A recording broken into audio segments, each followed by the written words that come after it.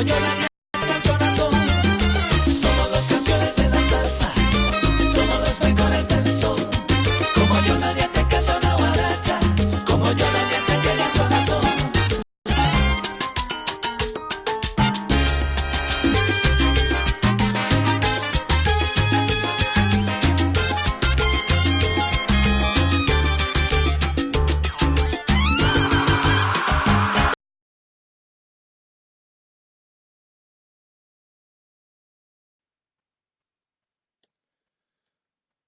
Okay, well, after a very long hiatus, we're back on the show.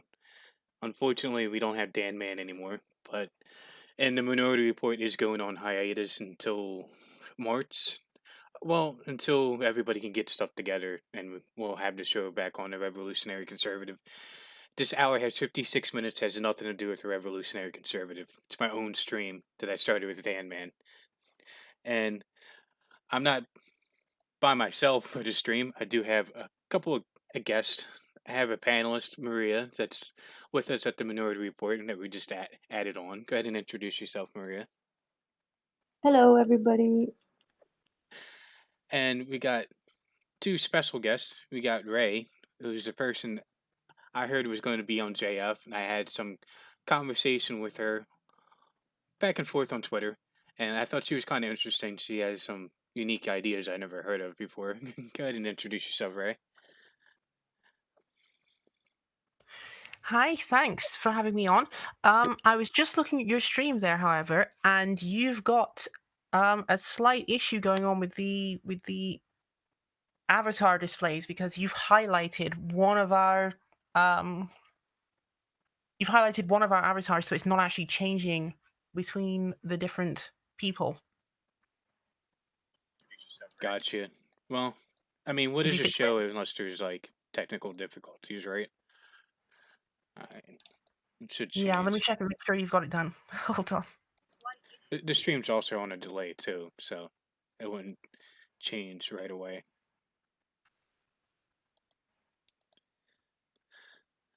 All right, so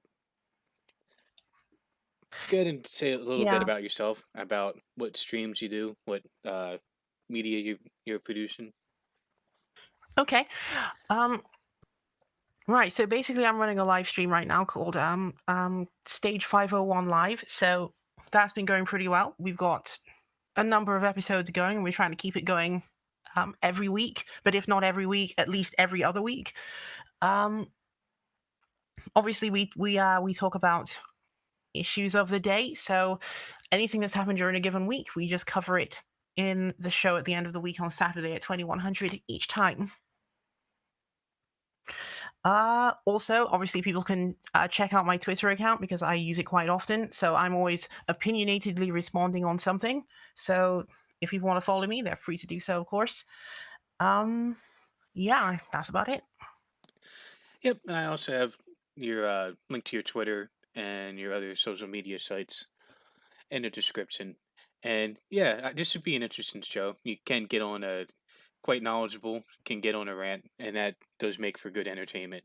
And we also have another special guest, Nativist Concern. He's from the podcast, The Absolute State of Britain. And I actually got in contact with him on Telegram, sorry. And Mark Colette's chat. He's actually a pretty interesting fellow. I really love this show. Do you mind introducing yourself? Hi there, thanks for the support. Yeah, I'm Nativist Concern from London, UK. I have the show The Absolute State of Britain, and hold on. I've got to interrupt once more. Sorry about this. No, as far as I'm being told, the issue still exists. It's displaying only my avatar all the time. Yeah, it looks fine from here.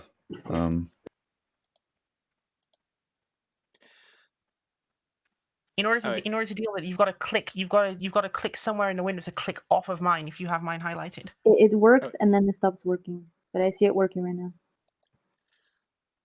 Okay. Right, yeah. Sorry about that. No, carry on then. If it has gone back to normal. Well, I hope it works now. But yeah, go ahead. And yeah, we talk about preserving the European people, and we're interested in fascist politics and calling out the enemies of the European people. So that's mainly what I do.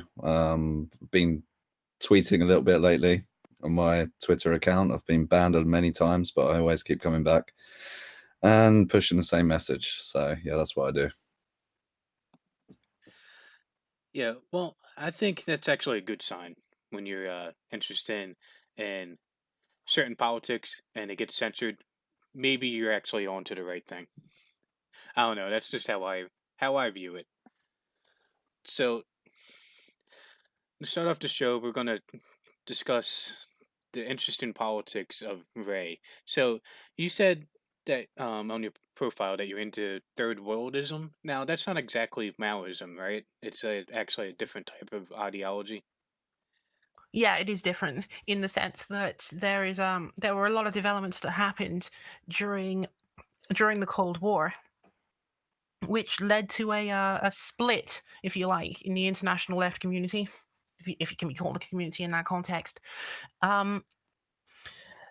So in order to understand how it got to that point, you have to look at obviously the struggles for national liberation in the third world that occurred, and also simultaneously look at developments that were going on in the meantime. So we're talking about developmentalist theories, for example.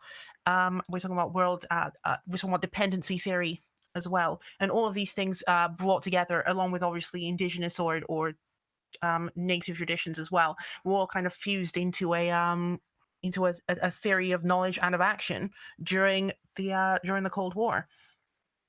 Now, this was at odds, obviously, with what the USSR was doing, and to some extent at odds with things that were going on in China. But there was a closer resemblance between this and what was going on in China than between itself and the USSR, particularly since obviously third worldism was in fact hostile to the USSR anyway.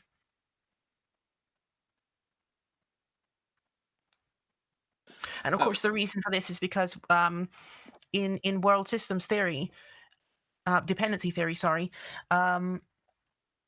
there's a particular layout of the world where you classify things in the first world, this into first world, second world, or third world category, and you do this on the basis of their economic relationship to each other and to and to others outside of themselves. And so we arrived at the conclusion after 1974 that the United States and the USSR were both categorized as first world countries because of their positionality versus the others. And so obviously the Soviets did not find that very amusing, but, well, they often didn't find truth amusing, so. Yeah, I do view the USSR, well, the early USSR and the United States both as like essentially evil empires, and one empire is gone, the Soviet Union, and it kind of just concentrated power into the other evil empires, the United States, enforcing the neoliberal world order on everybody, exporting, essentially going to sanction countries or threaten with military force countries that don't make homosexuality legal, homosexual solicitation legal. It exports feminism. It exports lots of Well, I mean, things that I no, don't like. I have to disagree on that one. To say the United States exports these things, I mean, it would be interesting if they did, but I mean, thus far, I don't think that and this is probably going to be a bone of contention we're going to have a lot in this stream, but thus far, I do not believe the United States has sincerely exported any of these things that you just said. Like, for example, during the 1980s, early 1990s, and so on, like, why did the United States, if the United States supposedly exports feminism, why did the United States support the Malaysian monarchy against people who were attempting to rise up against it? Why did the United States support the United Arab Emirates, support Saudi Arabia, supporting Islamists in Yemen, which is actually doing right now? Why is the United States supporting Islamists in Syria? Why did the United States support the Sultan of Oman in that war in which the United Kingdom was also participating, but covertly? Why did the United States support the Sultanate of Oman against left-wing insurgency? Why did the United States support some weird landlord mercenaries sponsored by the King of Qatar against Muammar Gaddafi in Libya just a couple of years ago? And that was during the presidency of Barack Obama. So I don't think that the United States is uniformly in favor of exporting feminism into the third world. It seems as though whenever feminism actually appears in the third world, or whenever you have people who are on the left who are sincerely trying to basically deal with the landlord-rentier problem, for example, the United States will sell them out immediately. We just saw also under President Donald J. Trump, and this is something that he said he would do on the campaign trail, and now he has done it, and people are acting surprised that he has done it. But Donald J. Trump has just turned around and betrayed the Kurdish people who are trying to create autonomous communities for their own ethnic groups in their own ancestral lands with their own traditions on base, which involve obviously respecting women a lot more than surrounding population groups seem to do. The United States put them under the bus just a couple of weeks ago, and is preferring Turkey, which is being of which their officers, the Turkish officers, seem to be staffed by mass rapists and all kinds of ridiculous people who should not be leading anyone, and yet there they are. Well, all those examples you've just mentioned are power games almost entirely to do with resources, i.e. the oil in the Middle East. That's completely different from the social subversion agenda that they're exporting in the West in all NATO countries. Well, I mean, you could say that they are not actually engaged in this kind of export if whenever it comes down to an issue that really matters for them, suddenly they're like, oh yeah, we're just going to put that stuff out the window. I mean, if they wanted to be, quote, subversive in the Middle East, which is a place where they're supposedly fighting a war on terror, you would think that they would want to, that is the prime place that they would want to be promoting feminism and left-wing ideas. Why would you not want to do it? Because, I mean, the Islamists are the furthest thing from that. If you wanted to undermine Islamic fundamentalism, then they shouldn't be supporting things which lead to Islamic fundamentalism happening. I mean, we've even got a case where the Department of Defense in the United States, and there's documented evidence of this now, unfortunately, but there's even a case where the Department of Defense in the United States has actually misplaced, and I place this in gigantic air quotes, have misplaced weapon shipments that went to the United Arab Emirates, and these weapons that went to the United Arab Emirates somehow magically teleported, we're supposed to believe, out of their hands and into the hands of Al-Qaeda in the Arabian Peninsula. Now, I don't know if any Americans can explain to me how that can be happening, and not just one-off, but consistently. But it's one of those things where it then clashes really hard with the idea that somehow the United States is exporting feminism around the world. Because, I mean, to me, it looks like they're exporting weapons into the hands of Islamic fundamentalists who kill women of color at every opportunity possible. Yeah, all they're doing is just cementing the Sunni Islam power base in the region, because Saudi Arabia is very important to keep hold of. Since the Iraq War, Shia Islam has been on the rise and is right up to Israel's border. They're very scared of Hezbollah and all the power that's been cemented by them. And now Trump has just moved in and seized the oil fields in Syria. And that's the reason they're making deals with the Turks and killing the Kurds. It's all about power. Indeed, but this is how it's got to that point over the course of several decades is that they have had numerous opportunities to choose other forces that they could have backed that could have accomplished for them similar geostrategic effects. But whenever they're faced with the opportunities to back a left-wing force versus a right-wing force, they have chosen almost uniformly. There are some exceptions, but almost uniformly, they have chosen to go with the right-wing tendency instead, even in cases where it doesn't actually benefit them in the long term. Because the fact that they're at the stage where they're having a Sunni versus Shia battle across the Middle East is because of the fact that they deliberately undermined secularists 2 decades earlier.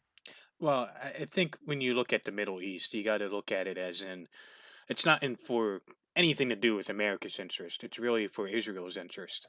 And Israel is much better served having unstable Islamist countries than stable secular states. Well, sure, but I mean, even if you make that argument that basically there's a client-state relationship between Israel and the United States, in which Israel as the client looks up to America as the backing force, and then the United States kind of has a scenario. This is probably what you're saying, where the tail wags the dog, in which the United States tries to facilitate outcomes that are good for its client state's security, which then leads to these scenarios. But I mean, even if you were to make that argument, this still cuts against one of the core alt-right arguments, which is that somehow Israel is co-responsible for exporting progressive ideas or something. Because we just know, and you just said so, that Israel is not exporting progressive ideas to its near neighbors. Well, that is a complete non I mean, sequitur. even in Palestine, which is directly adjacent to them, we know that in the 1980s, Israel saw that the PLO had a potential to become a progressive pseudo left type progressive force right on their border. Now, of course, their response to this, as far as I understand it, is that they started to get annoyed and afraid of the fact that this might actually get popular. So instead, what they did was they covertly allowed. Which state was it? It was Qatar, wasn't it? Because it always is. But yes, they covertly allowed Qatar to fund Hamas in order to offset the PLO and provide a fundamentalist alternative to what was going on. So even in that particular case, Israel was tacitly okay with the idea of having fundamentalism prop up right on its very doorstep so that they could later have a fight with it. Yeah, and now Israel has cut off funding to Hamas by pressuring Qatar. And they got Saudi Arabia to do all that. It's always about power. Yes, I just think but your it was interpretation of power is wrong. You seem confused by it. No, I'm not confused at all. I'm just saying that if you then come out and claim that these countries are attempting to export feminism and left-wing ideas, that's objectively false. They're interested in whatever their own power politics is and geostrategic alignment that they want to create. Whether that happens to involve feminism or not is, less important to them. In fact, it's so unimportant to them that they almost always don't do it.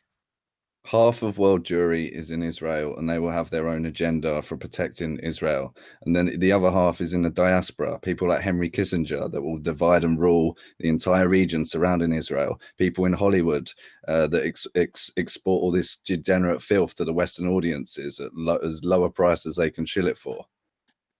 This is what the alt-right accused Jewish interests of doing. That the reason they export this degenerate feminism, race mixing, abortion is because they are focused on destroying the European people. Why are they focused on like a couple television producers who have particular surnames out of all things? Like, why don't they say? Why It's don't they not a instead couple; come it's to a hundreds. conclusion? Why don't they instead come to a conclusion that the capitalist system itself incentivizes things that people want to buy, and if someone tries to sell things which are quite popular, then people might actually buy them. And even then, we still haven't actually established that these people who you guys are trying to blame are somehow exporting feminism. Well, I'll use my country as an example. So, in the Dominican Republic, we have, as far as LGBT rights groups, we have Amigos Siempre Amigos, which is an LGBT organization that does receive a lot of funding from the Open Societies Foundation. And we also have Trans Siempre Amigas, which is a transgender non-profit organization that also gets a lot of funding from the Open Societies Foundation. And these two organizations, along with the United States Embassy in Santo Domingo of the capital, had their first gay pride parade in 2007. And every year since, the gay pride parade starts from the American Embassy and it moves out. The American Embassy funds and helps put together these parades. And without the American Embassy and without these organizations being funded from the outside, that stuff would never happen in the Dominican Republic. That's more of an example. Isn't this actually the case that okay, let me ask the question to you this way then. Did the people who staff these organizations exist in the Dominican Republic prior to their outreach to the United States or vice versa? I mean, sure. Because the way that people describe some of these things, people almost act as though like social justice endeavors are somehow being airdropped out of the sky into some developing countries in the Caribbean and Latin America. Whereas I see it the other way around. There are people who wanted to be free from the strictures of Judeo-Christian thought, and they have broken themselves free from it. And some other people have shown up to basically reinforce that position.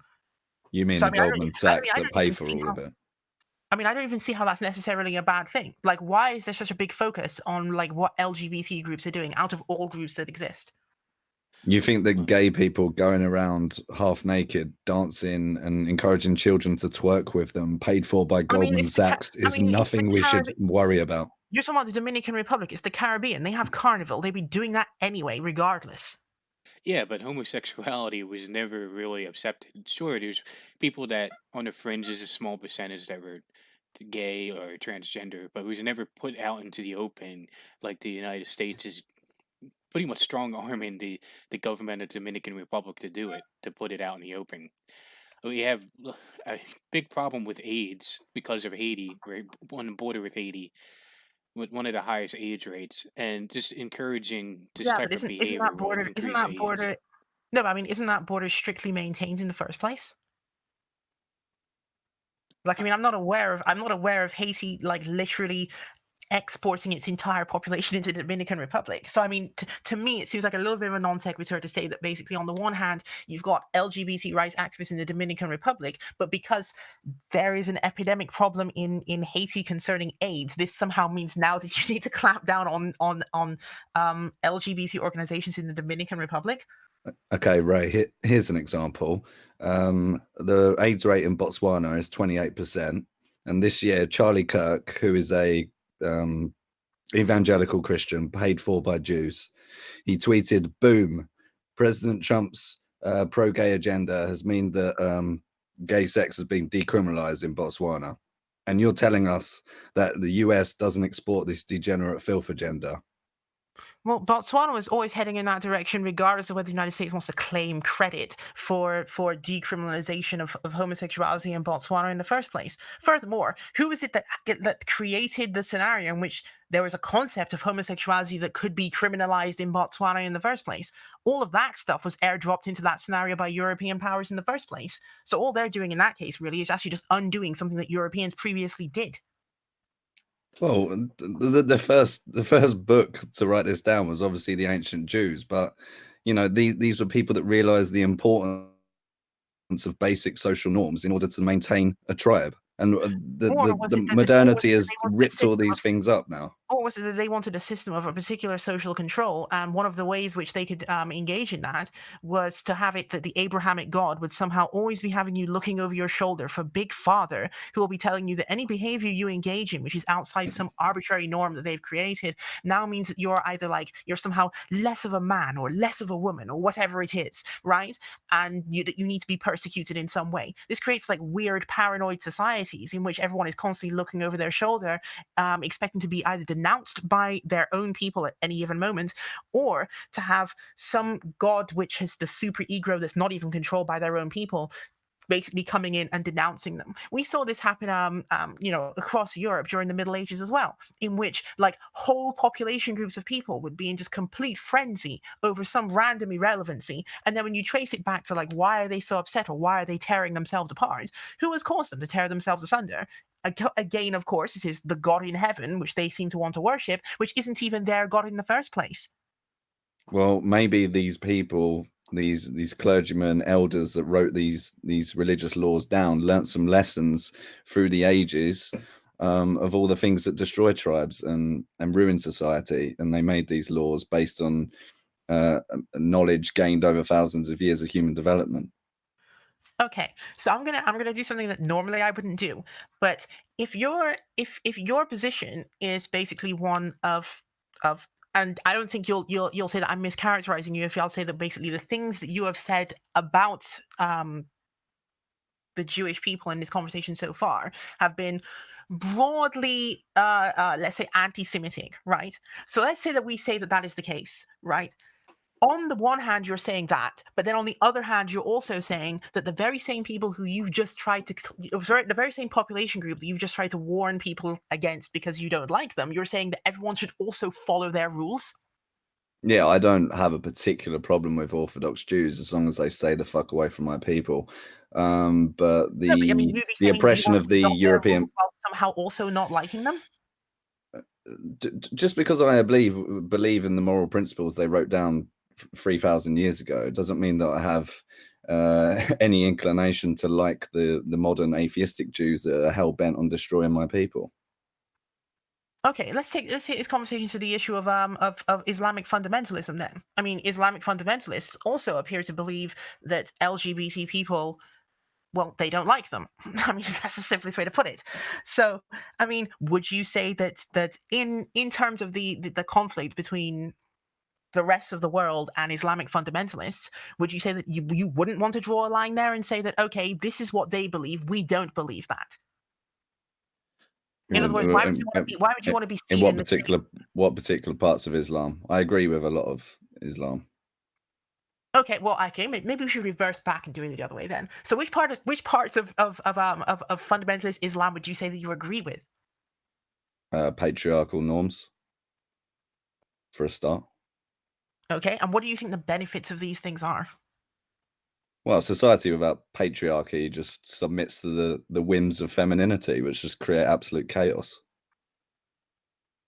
Got to give an example. I mean, that is something we hear people on the alt-right say quite a lot. But like, no one ever furnishes us with an example of what this apparent chaos would look like. The Sex and the City lifestyle, riding the cop carousel for 15 years, and then deciding that, oh, I've run out of options, my beauty has declined, and now I might try and make one child with the best loser I can find. I mean, to be sure, that is the Western middle class now. This thing of women being able to, in Western societies, being able to sort of choose which partners they want to be with and have basically a form of natural selection taking place. Like, I can't imagine why people would find that to be problematic. I mean, what would you want to do instead? Arranged marriages or some kind of like social conditioning that makes people essentially just choose the first partner that approaches them? With my own daughters, I would say that it's up to them to find their perfect partner, but I will retain a veto to rule out any unsuitable man. Well, we see the results of like women just sleeping around and not taking marriage seriously. Is we have a bunch of people, men and women, that are childless and unmarried and depressed. I don't. Wasn't that always the case in all ancient societies as well? Like, for example, if we check Scandinavia and say, like, I don't know, during the early, let's say 400s to 800s or something like this, like, does anyone really think that in those ancient societies prior to the arrival of Christianity that people were walking around like, yeah, what needs to happen is there's an entire life path that has been plotted out for a particular person and they have to do these particular things? I don't think that it actually went that way. A lot of the time, these idealized views of the past that people have that are like almost storybook-like, like real human beings don't uniformly follow these things. Some people are going to just never settle down. Some people will instantly. It's one of those things where I don't see why people have to be constantly trying to enforce this control, or to what end? Like, what is the purpose of trying to do that? Because if we don't do anything, our people are going to die out. They will be gone within 100 years. That is why we need to do something radical and quickly. But then they'll just rebel against you because they'll be perceiving you as a person who is trying to control them. Who will them. rebel against us? Your own people who will not follow you. They will praise us. They will praise us in the street like they did Adolf Hitler when they're liberated from this oppression. That's not quite how that played out. I mean, we saw this discussion play out more recently in history in South Korea in the late 1980s, where they came up with something called the 3S policy. Now, the 3S policy was the idea that what you need to do if you want to have a culture that continues to exist with definable borders is you don't clamp down on people because they will run away from you. So instead, what they came up with was the idea that you afford people the maximum number of freedoms possible within the single limit of basically don't sell out the country.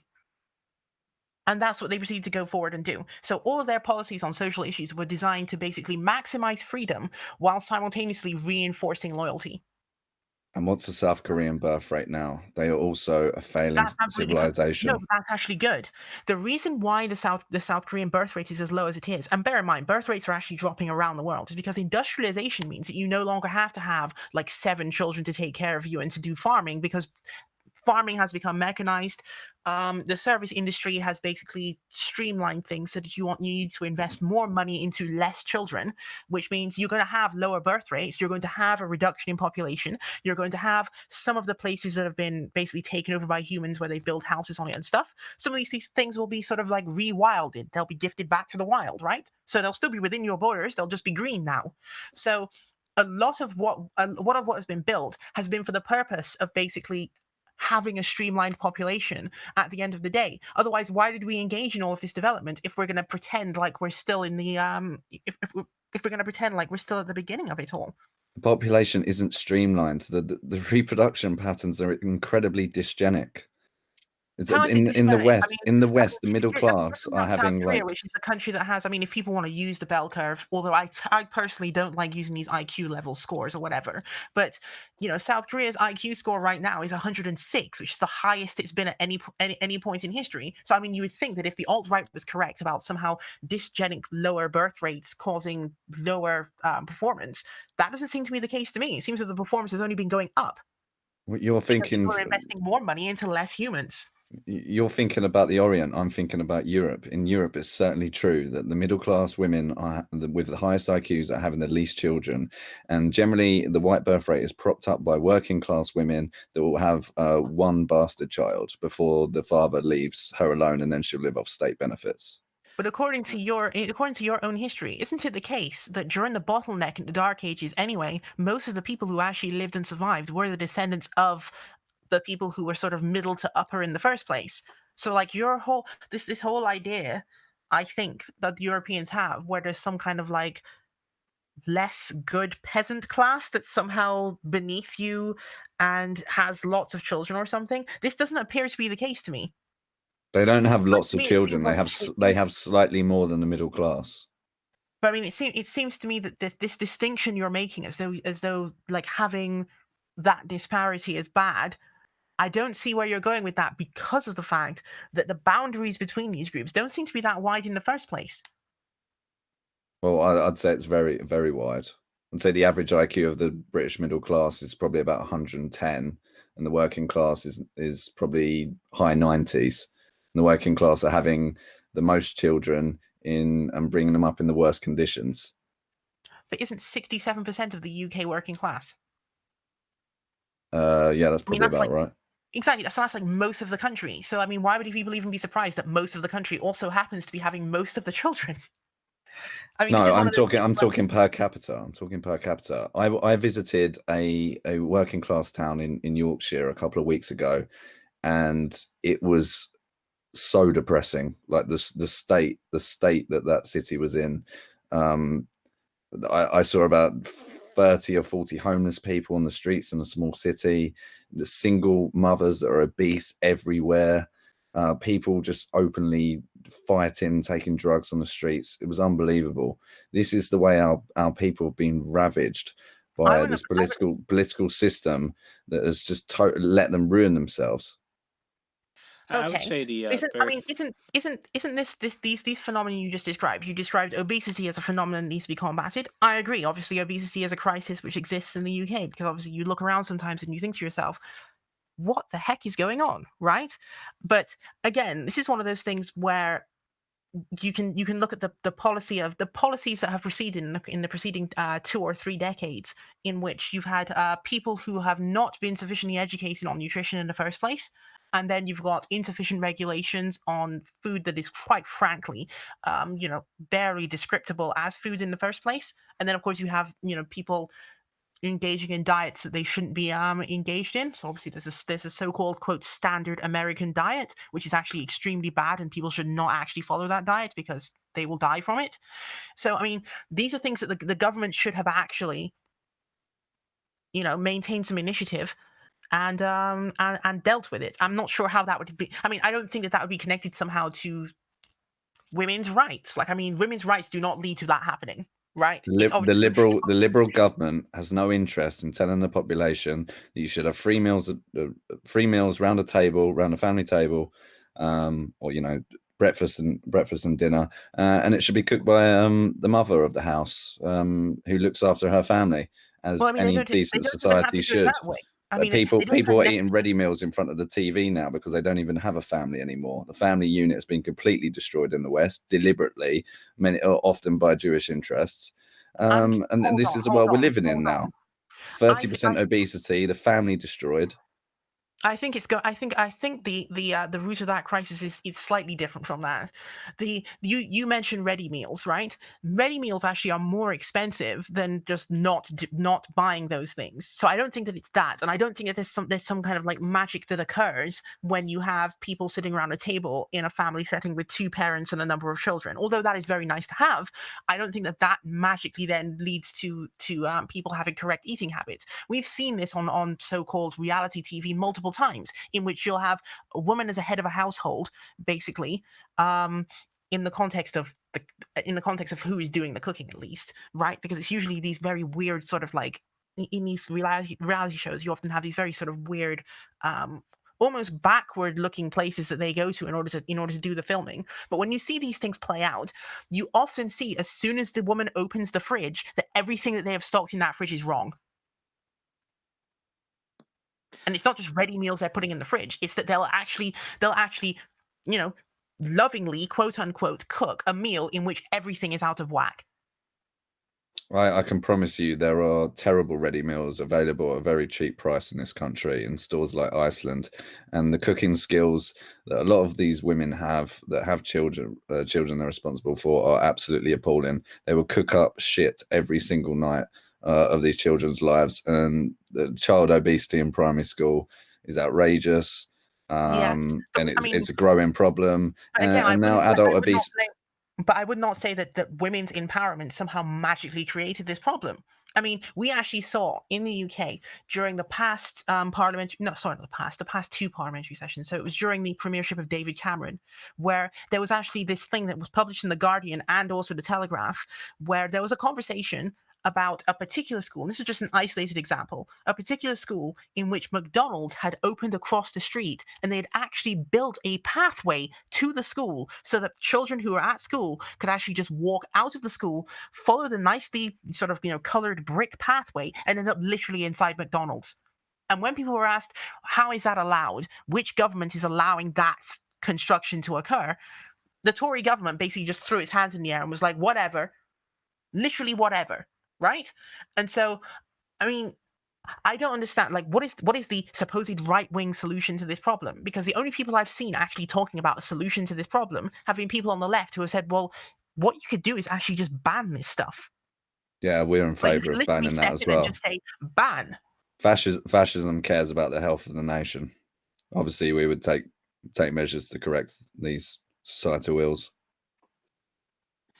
So I wanted to bring up the birth rate issue. It's actually, I don't think if it's a problem, because population goes down a little bit, so populations ebb and flows. However, I think the bigger issue is this migration that's being pushed. I'm not sure if you guys looked up. There's a paper by the UN, replacement migration, and you can look it up. It's has all of the Western countries, Europe, United States, Canada, Australia.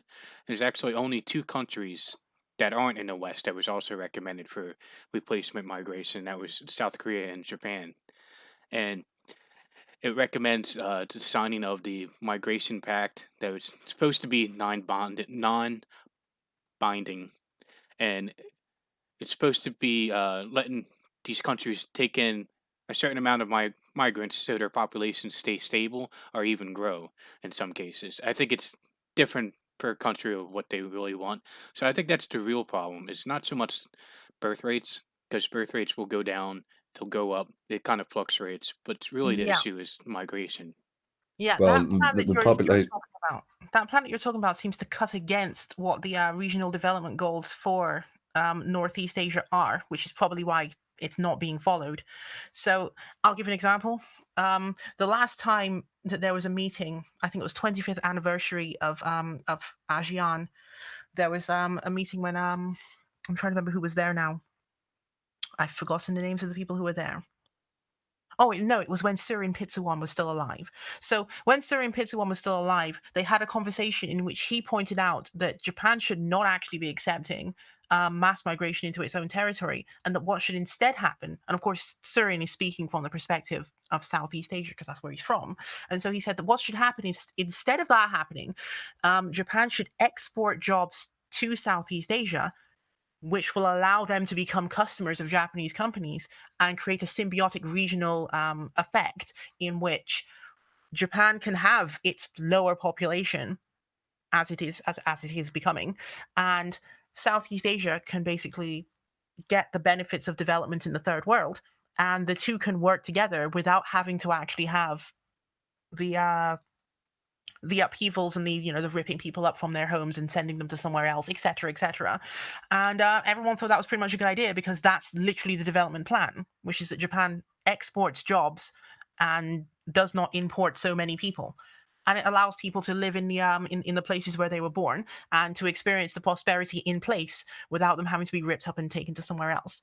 And so when you see people from the United Nations, particular people from the United Nations who say that, oh no, you should have mass movements of people. Yeah, we're generally against the idea of just arbitrarily uprooting people to move them to an industrial center when we have free trade agreements, and we have mechanisms through which we can actually just take the industrialization to them. So which one is more efficient? I mean, I'd say to the listeners as well, which one do they think is more efficient? Bringing the entire population of the world into Japan so they can take advantage of the opportunities that exist in Japan? Or perhaps Japan could do a world service by exporting industrialization to places that do not have the same level of industrial capacity yet. To me, the answer seems obvious. You export industrial capacity. Well, in the short term, it's usually easiest for capitalists to move in cheap labor to do a job because they only care about short-term profits. Exactly, and that's what has to be resisted, because when you have a government, the purpose of government, of course, is to engage in long-term planning. We might actually, accidentally come to some agreements on this, but if the purpose of the government is to engage in long-term planning, then when capitalists come and sort of, utilize their mouthpieces in various international organizations to say that all population groups should be uprooted and moved to a particular location for the purpose of mollifying investors in a particular location, then we should be strong enough to look back and say, well, no, we don't want to do that. Instead, we want to help them in place. Also, another point I want to make on declining populations, if a birth rate is low, the capitalist system will never allow that, because they need more people, more consumers, so the market always goes up. So the people in control of the system are never going to allow a population to decline gradually. Well, I mean, so even though there's been numerous pushbacks and kicking out and all kinds of like weird media stuff that people have done, like castigating both South Korea and Japan on this issue so far, I mean, so far they've not been able to turn it around. So far, instead, what we seem to have had happen is the Comprehensive and Progressive Trans-Pacific Partnership was signed into existence, despite the fact that the US did not want it to go forward because Donald Trump pulled out of it. And we've also got the Regional Comprehensive Economic Partnership, which should hopefully be in effect by February of next year, even though India has unfortunately pulled out of it. So that should be almost half the world's population under a single trade framework, and then we're going to see basically China, Japan, South Korea, and some of the more other more wealthy countries of Northeast Asia will be exporting industrial capacity into places that do not have it.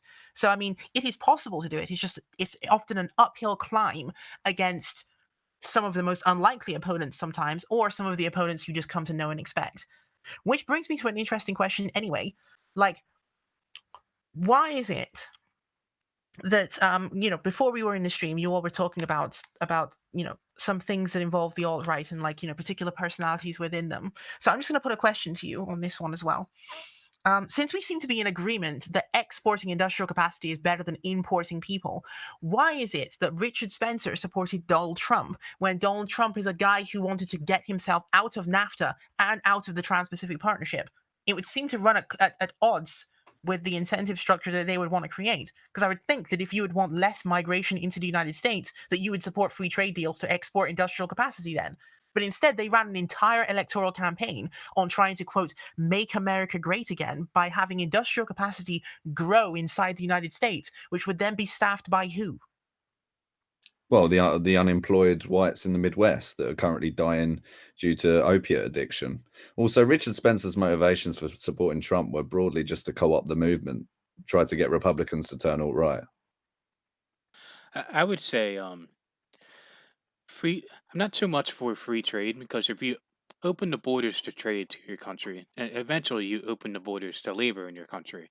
One of the parts of the agreement of NAFTA was a free trade of labor as well. So we were supposed to be allowing in Mexican truck drivers, allowing in essentially loads of skilled and temporary and a whole host of workers from Mexico in large amounts. But that has always been blocked by Canada and the United States. So I'm not really for these free trade agreements. I'm more for a protectionist economy, because if we You have to protect your economy. You have to protect your trade barriers.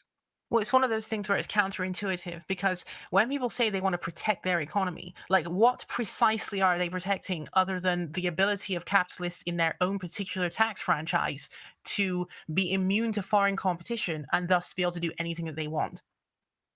Like, let me give an example. If you have, let's say you have a high-income country and you have a low-income country next door, right? And let's say the high-income country a long time ago used to produce snow globes, which are pretty much a useless item, right? They're just there for your amusement. You shake them, the snow goes up and it lands on a little house or whatever. Right. So relatively easy to produce a snow globe. You just basically extrude a bunch of plastic, and then you have, like, some kind of like plastic see-through dome, and you affix it to the top of the thing, and then you have like some gel inside or something, and you have some like flakes of white plastic. That's basically all it is.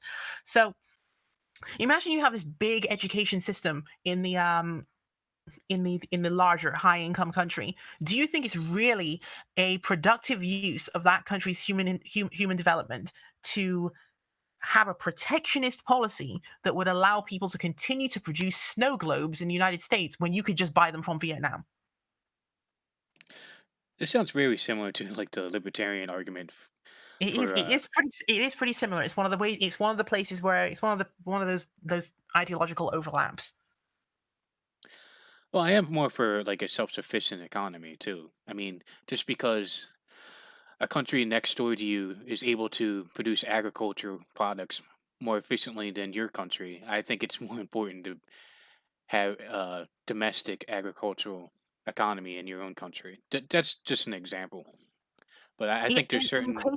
In cases of national security, I'm sure that someone would make an exception for that. Like, obviously, if you have a neighbor next door who is potentially hostile to you, then obviously you would not want to place the entirety of your agricultural purchases in their hands. Obviously, that would probably not make any sense. So you'd want to have some insurance on that one. But I'm talking about, like, just everyday items that people buy all the time that you're unlikely to see become a product of some war.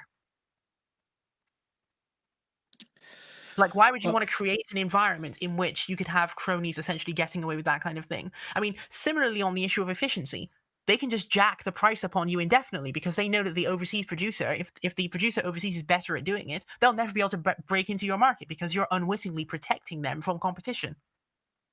Well, most of protectionism is to stop dumping and is to stop industrial capacity and outside of your country becoming a monopoly, so that your industry can never compete again.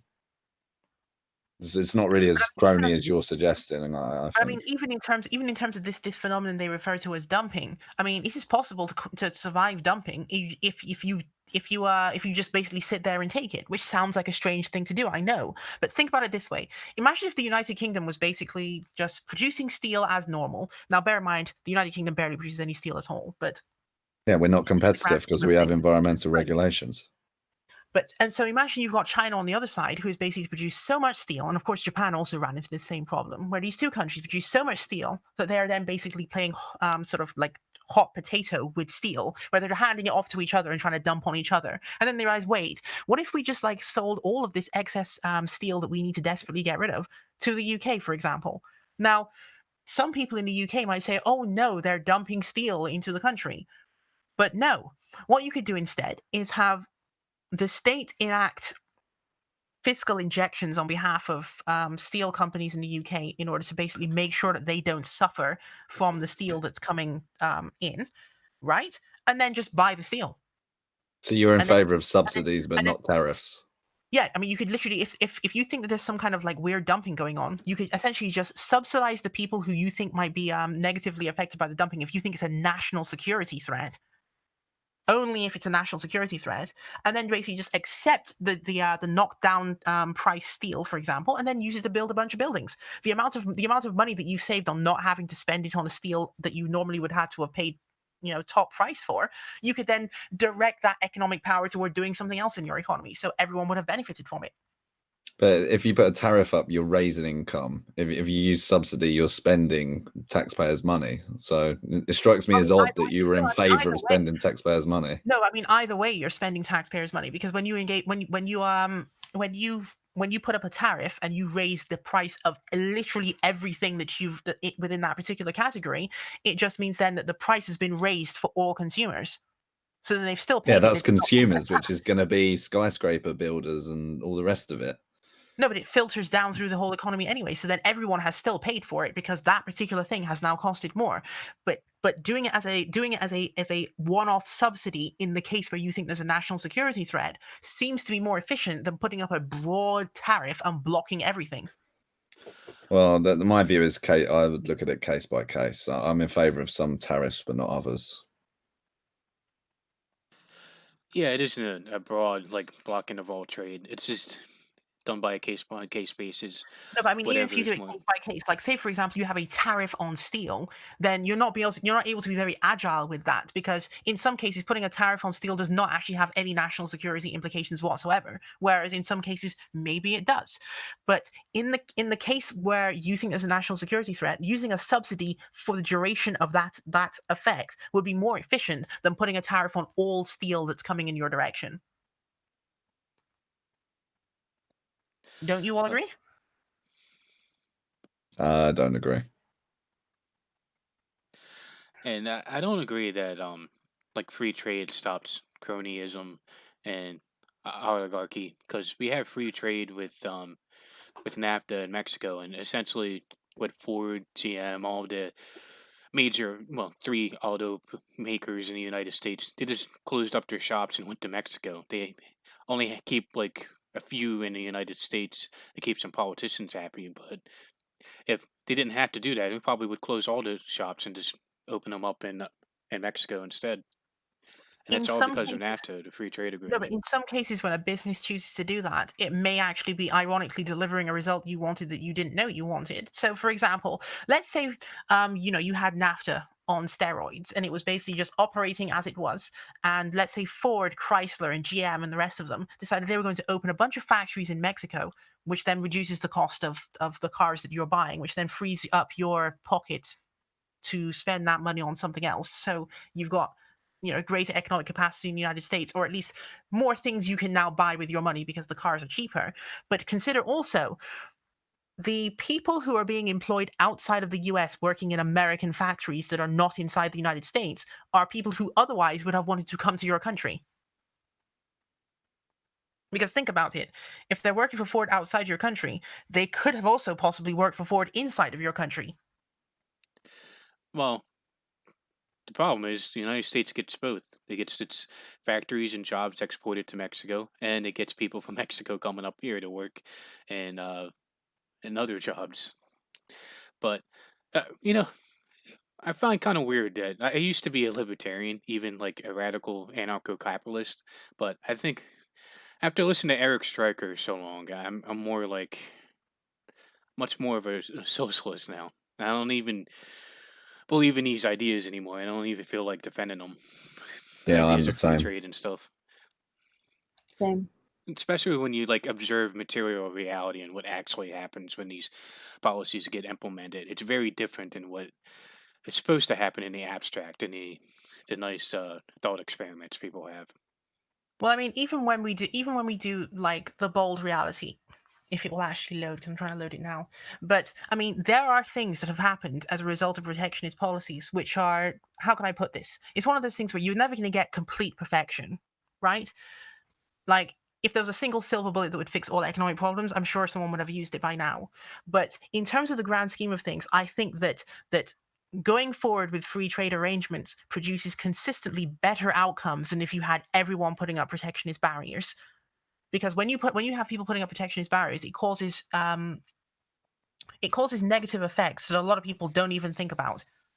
And I'm gonna bring an example of one of those up now. So hold on one second. I think I broadly agree with you that there can be economic partnerships made that don't interfere with each other's nation. But at the same time, often they become political projects, and people try to amalgamate them, like what is happening in the European Union now. All the separate nations get mixed up. Labour goes to the richest places and starts undermining those cultures. And then the liberal system crushes the birth rate, and then more cheap labor arrives from Africa and the Middle East to fill the gap. And the whole thing is just a neoliberal melting pot that's going to destroy the Europeans. Yeah, I think we spent a good amount of time on this subject. I actually do know all of the arguments he's making about free trade and stuff. I read all of the Ron Paul books. I've seen the videos on Learn Liberty on YouTube. Yeah, I think it's good if we just moved on to another subject. Well, there is one last thing that I want to do, if I can actually bring it up. I had it in front of me earlier, but now Twitter's being dumb. I think Ray's concern is that you want industrial capacity for poorer countries, right? Of course. That's also part of my argument. In fact, I'm about to make it. There was a Twitter moment that I made a long time ago on this exact issue. So, in fact, yeah, I can do it. So, hold on. I'll just do a screen share. Okay, you can bring up the last point then.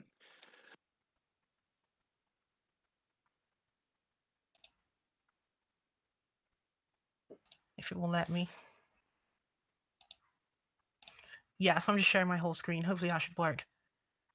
Right. Yeah. So we've got an issue where basically I'm just going to use these three articles going down. So I mean, Cato once published an article on this issue of economic xenophobia, right? And so they say it's the core of U.S. anti-dumping law. The Commerce Department acts as if every sale of a foreign product at a low price is a Trojan horse, an insidious attempt to undermine the American economy. While American politicians lecture the world on fair trade, their anti-dumping laws are an inquisitorial nightmare for foreign companies and a mockery of due process and justice. So it goes on. We don't have to go into the specific details. They can just read it off the screen anyway, providing that the screen is actually doing it properly. Well, and then Thailand is an example of this. So, and I'll show you what the long-term end outcome of this was. So using April 1986 as an example, Commerce imposed a 0.82% surtax on Thai rice imports because for some reason they wanted to defend rice farmers in the US, but Commerce, after an exhaustive investigation, concluded that a Thai government price support program provided a subsidy equal to 0.004% of the value of Thai rice exports to the United States. A government cooperative assistance program provided by a 0.09% subsidy, a mortgage program provided by a 0.02% subsidy, blah, blah, blah, blah. So, I mean, this is nickels, right? But they're going on. So I'll just quickly flip over. At the same time that the U.S. Department of Commerce was nickel and diming Thai rice growers, the U.S. Department of Agriculture was bankrupting them. And so what they did was they flooded international markets with American rice, driving down world price by 50%. And the rest of it. So what they did was they actually did a double whammy against Thailand by actually imposing a tariff and then daring to turn around and subsidize their own producers while they were tariffing Thailand, which is obviously an aggressive action. And then, of course, we have the social ramifications on the ground. So children had to support their parents as soon as they were able and to repair the care that's been given to them, etc. However, because Thailand is not run in the way that it's supposed to be run, sometimes you have people with no family or family land to farm, and so they become prostitutes. This then results in their right to live on their land being tenuous, etc., prostitution being the sole choice that they have. And then you have cases like this, for example, in which you have a person who was diagnosed with tuberculosis. No one could afford to pay for the long-term treatment, so she discharged herself.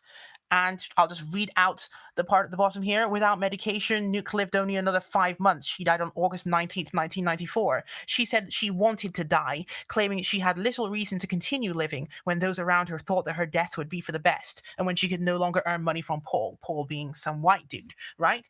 So these things are all interconnected. When you have people in the United States who basically, think to themselves they want to nickel and dime against third world countries who dare to manufacture products, right? And you have someone like Donald Trump in power who consistently says, oh no, let's not have these trade deals. Let's not have productive capacity in the third world. These are the actual outcomes that happen for actual people in the third world as a consequence of these guys getting all snowflakey about like things that don't even really hurt them that much in the first place. I mean, if we do a comparison between the things that the people in the United States complained about in 2016, like they were complaining about, I mean, what even was it? They were complaining about seeing about about seeing some people having having had to go through retraining because their jobs had become obsolete due to trade, versus people dying of tuberculosis in the third world because they don't have the ability to generate the money to pay for the medication that they need. These things, when you put them on the scales, they're completely different. One of these things are first world problems, and the other thing is third world problems. 300 Americans die a day from opioid addiction. Yeah, if you look at Appalachia and like just the complete loss of coal mining and other industrial industries in that region, it's pretty devastating. It kind of does look like a third world if you go there. And the state of West Virginia, all states are receiving tons of immigrants. West Virginia is actually not only not receiving immigrants, it's seeing a decline in population. So I would say that it has real world effects in the United States as well. And I just want to say, I find it very fascinating that you're using the Cato Institute. It's kind of gets a lot of its funding from the Koch brothers as like your Yes, this source. is one of the great ironies that yes, you can actually use a lot of Cato sources can be used to actually back third worldism talking points because of the fact that Cato has in fact been consistent in their denunciation of specific practices that we also have had a big problem with.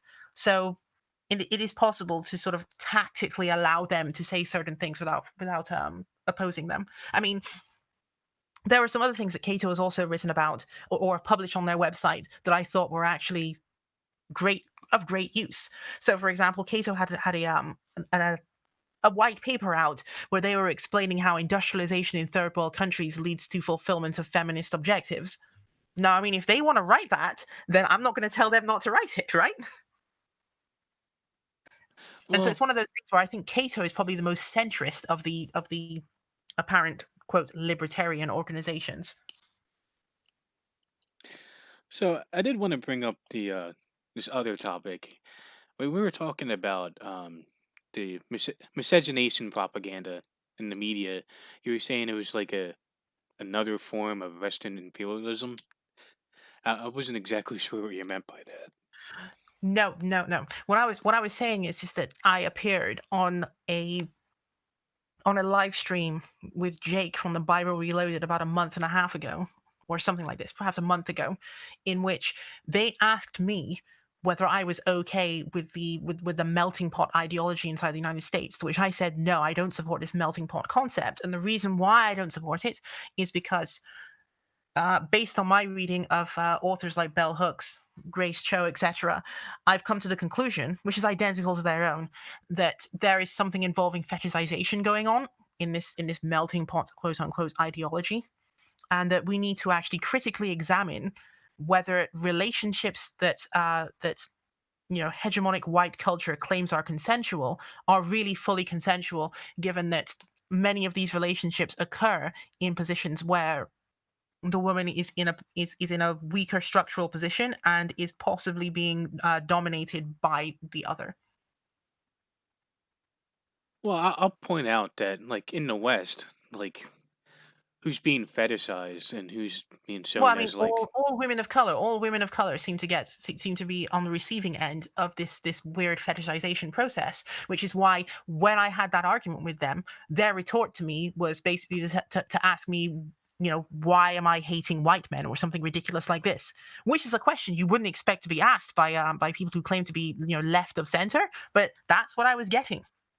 It's a ridiculous question, of course, because I'm not engaged in any form of hate whatsoever. I'm simply saying that, it would be interesting if someone were to actually question these things instead of just broadly accepting that everything that, white males claim is consent is automatically consent.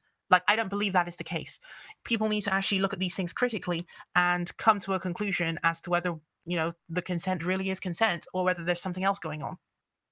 I mean, we saw this after the Second World War with the Korean War Brides Act that the United States enacted, where they basically made it legal for American men to essentially just walk around the Korean Peninsula and conduct very rapid marriages to people who are economically destitute. Maybe people tried to cancel me for pointing this out, but does anyone really think that was consensual? Yeah, I think you're sort of saying that women to some extent are are brainwashed, which I would agree with. And in the or not necessarily brainwashed, but coerced, because I would think that some of the women that were involved in these terrible activities, would have been fully aware of the fact that they were being exploited. It's just that there was nothing they could do in their economic position. Yeah. In that example, coerced. Yeah, I mean more through.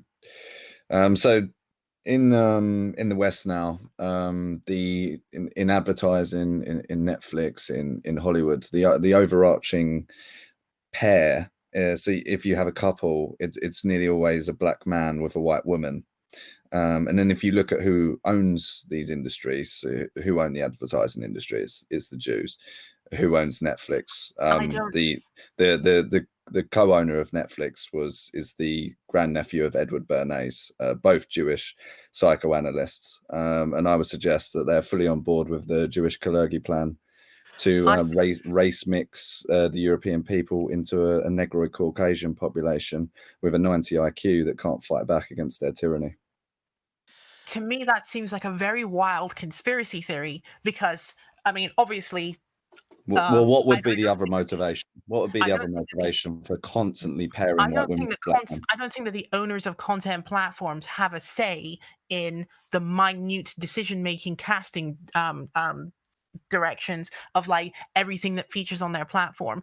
Nor do I actually accept the idea that the particular mixed arrangement that you're describing there is overwhelmingly the one that is being presented. Because like if I flick through Netflix right now, it's almost like a random thing, as in the melting pot is there in terms of like shows produced in the United States, for example. Melting pot ideology will sometimes be projected by these shows, but it will not be done in any one specific way. It will be done almost in a way where someone could have rolled a dice on how they were going to go about doing it.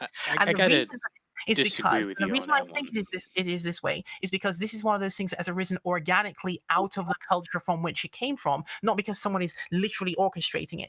So, for example, if you have a country like the United States in which melting pot ideology has become basically the formal ideology that all of the people there have been sort of inculcated with since, let's say, at least the 1950s, but probably before that, right?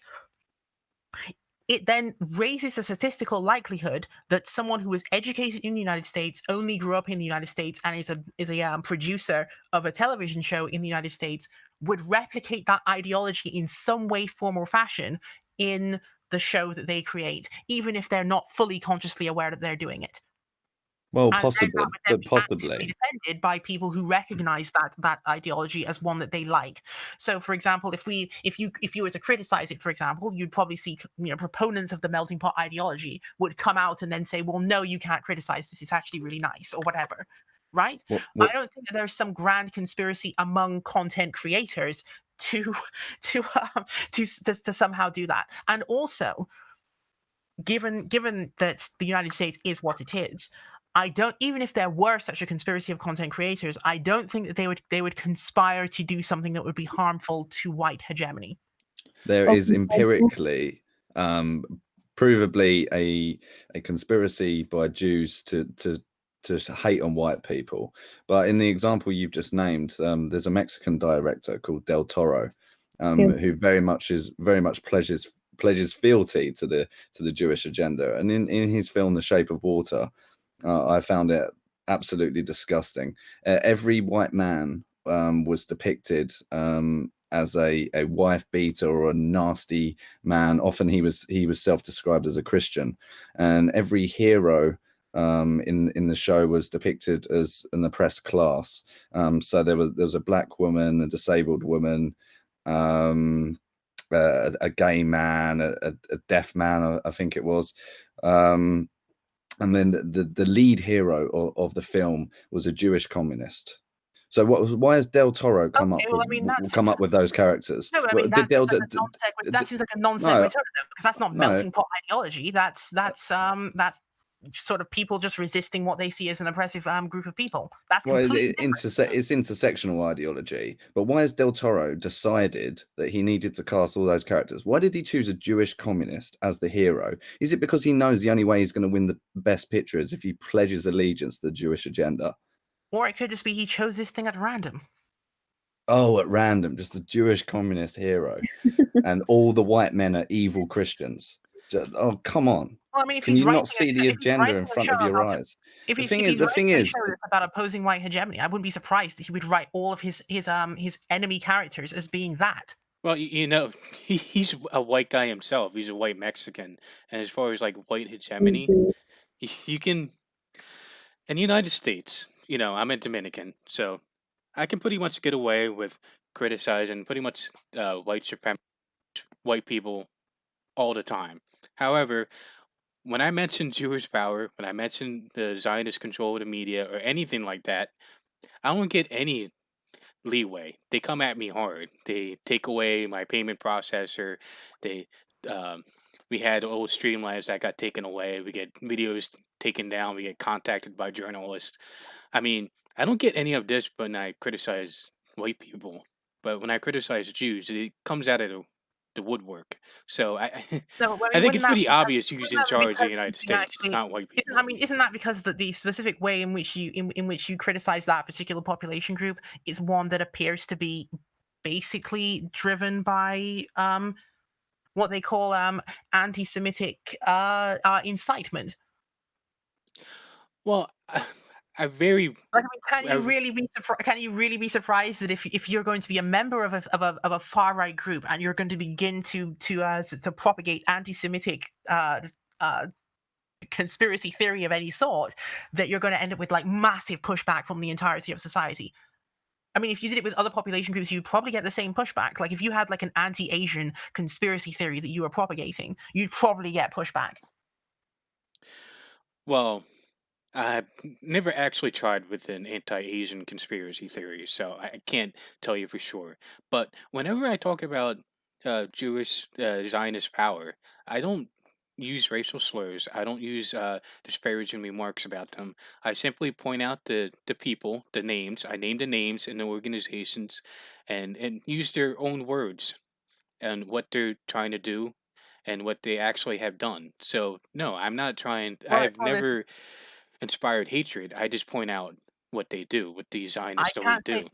Well, I mean, naturally, I can't say for sure. I wasn't there to see the tweets, so I don't know whether you did or did not. But I mean, I would say there are plenty of people who have provided criticisms of the way that Israel has conducted itself on the international stage, and they have not been like driven out of existence, right? So the thing is, I'm always slightly suspicious when people from the alt-right say that they were just trying to criticize Israel and then bad things happened to them, when I'm thinking, well, there are a lot of people on the left who also are criticizing Israel and haven't been driven off the internet. Okay, get this. I went to the anti-Trump protests in London this year. I met an Italian leftist who was high up in a Palestine supportive organization. He got hacked by Mossad. They tried to ruin his life. They got him sacked from his job. They tried to get him sacked from they tried to harm him in every way they could. This is just a normal guy who's just an Italian Catholic with leftist economic views. Well, I mean, These are the people they come out for, and you don't understand Jewish power. That's the state itself, the state of Israel itself. Then you're saying essentially took action against this individual, and when he was saying things that they didn't like about their conduct in Gaza and the West Bank. But that's different. That is really very different from when you have people on the far right who are propagating ideas of like anti-Semitic conspiracy theories in the West, and then the entirety of society pushes back against them and says you can't say that because this is inciting hatred against an ethnic minority. You say the entirety of society. You say the entirety of society. It's like a few liberals and Jews on the internet. Like, if the majority of the population knew what the Jews were really doing to them, there would be pogroms across Europe tomorrow. No, hold on. I think that if you guys said what you said in this stream on like ITV on an interview, like on Lorraine tomorrow or something like this, right? Then yes, I'm pretty sure that the audience on that ITV set would rise up with against you at that point. Well, most people are ignorant and brainwashed. Most people are ignorant and brainwashed. Most people are liberals. They've been brainwashed into having these ideas that Jews are these eternal victims that we should pledge fealty to. In reality, Jews are trying to destroy their race. Yeah, I just can't agree on this. I mean, it seems like all the many ways that Jews are obviously this creates a problem. I'm going to say that this also creates a problem for when people are trying to do trying to oppose ultra-Zionist activities in Gaza and the West Bank. And then, the state of Israel may hit back by saying that, oh, well, opposing sort of Zionist oversteps in Gaza and the West Bank then somehow become linked to sort of anti-Semitic conspiracy theory propagandizing and so on and so forth. It's partly because of you guys coming in and basically attaching yourself to this phenomenon, and then everyone ends up being tarred with the same brush as a consequence of it. Like, do you not think that it would be easier to talk about the ways in which Israel is violating international law if it weren't for the fact that the far right keeps trying to roll it into a larger conspiratorial argument? You seem to believe that the Arab people are somehow going to free themselves from Jewish tyranny if we all get around the table at the UN and say stop doing that. Like, do you not even know what happened with the Iraq War? All the ways these Jews instigated a war against Iraq on a pack of lies. And also, I'm very surprised on your theory on 9/11 and who was behind that. Have you not had a deeper dive into 9/11? 19 hijackers who were trained by Al-Qaeda in Afghanistan in training camps that were established by Mullah Omar after 1995 because of the fact that the United States wanted to do a deal between Pakistan and Uzbekistan for a pipeline, and they were going to use the Taliban as pipeline police. The Taliban were obviously doing their usual double dealing, which is that they appeared to acquiesce to what the US requested on the one hand, but in order to curry clout in the sort of system of the networks they inhabited, they decided to invite Osama bin Laden into their country, which then allowed it to become a base for Al-Qaeda. Al-Qaeda was making a plot to attack various sites around the world. They ran a test actually in the Philippines at first, in which they detonated a device on a Japanese plane and killed one person during their test drive process or whatever. And then there was a second test drive process in which 2 Saudi individuals on an American flight tried to access the cockpit. And then once they got into the cockpit, they sort of put their hands up. Backers were... Most of them were still alive. Most of the ones the FBI named are still alive. No, the reason there was that confusion is because multiple people had the have the same names. They were completely different individuals, of course. Or it was completely botched by the FBI, and you honestly believe that 3 skyscrapers in New York City collapsed just from those planes going into them. Collapse. So when the planes impact the buildings, what happened is, and it's almost like I've said this many times before, so maybe it will sound boring now, but the planes impacted the buildings at high speed with the fuel still on them because they turned the planes around while they had a lot of fuel left in the tank. So planes penetrated the buildings, knocked the fireproof cladding off of the steel beams while they were passing through the building. Floors then collapsed onto each other at the site of the of where it hit. So you have the plane compressed between the floors which have collapsed around it, and you have the jet fuel, some of it aerosolized, others of it just literally just pouring out onto into the building, or etc. etc. Okay. Can I just a quick query? Hold on. You've also got at the same time water mains. So there's a lot of water, and there's a lot of aluminium and other components of the building that are all now compressed into this sort of this sandwich that's going on here, and it's on fire. So the water hitting the burning aircraft fuselage, which is inside the building, and the other aluminium elements inside the building, produces that effect that you saw on the day on the building, where you had that sort of running golden sort of explosions happening, and those window by window as a result, and those explosions happening as a result of water interacting with the burning aluminium components of the aircraft and so on.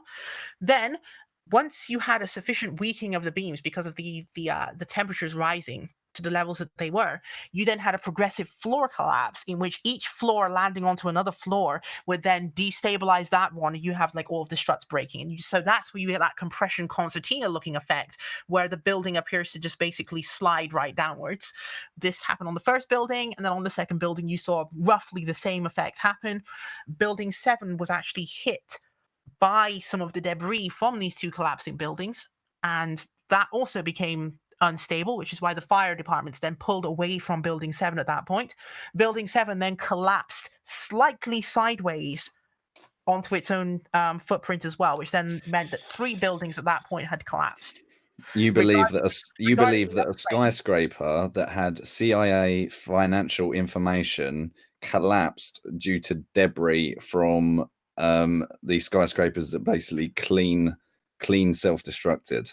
That's your theory. They didn't clean self-destructed, because there was obviously a conspiracy theory in which people claim that these towers collapsed cleanly into their own footprints at somehow in. Well, they were obviously blown up. They were obviously blown up. It was not the case. It was not the case.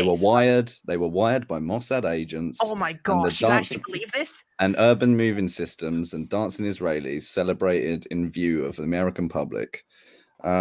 These are what these people are. Michael Chernov, the one of the lawyers in New York City, exported all the rubble so that it couldn't be investigated properly. And then they just went with this crazy whack job story that a skyscraper collapsed from debris and was set on fire. That's insane. So you think why do you think Larry said what's your theory for why Larry what's your theory for why Larry Silverstein doubled the insurance and then took the day off? Well, why do you think the Jew that owned the buildings would do that? I mean, Larry Silverstein did not specifically take that day off. It just so happened that some people took the day off on that day, other people did not take the day off on that day, and the people who did not died because they were in the building or did not leave soon enough and were killed as a consequence of it.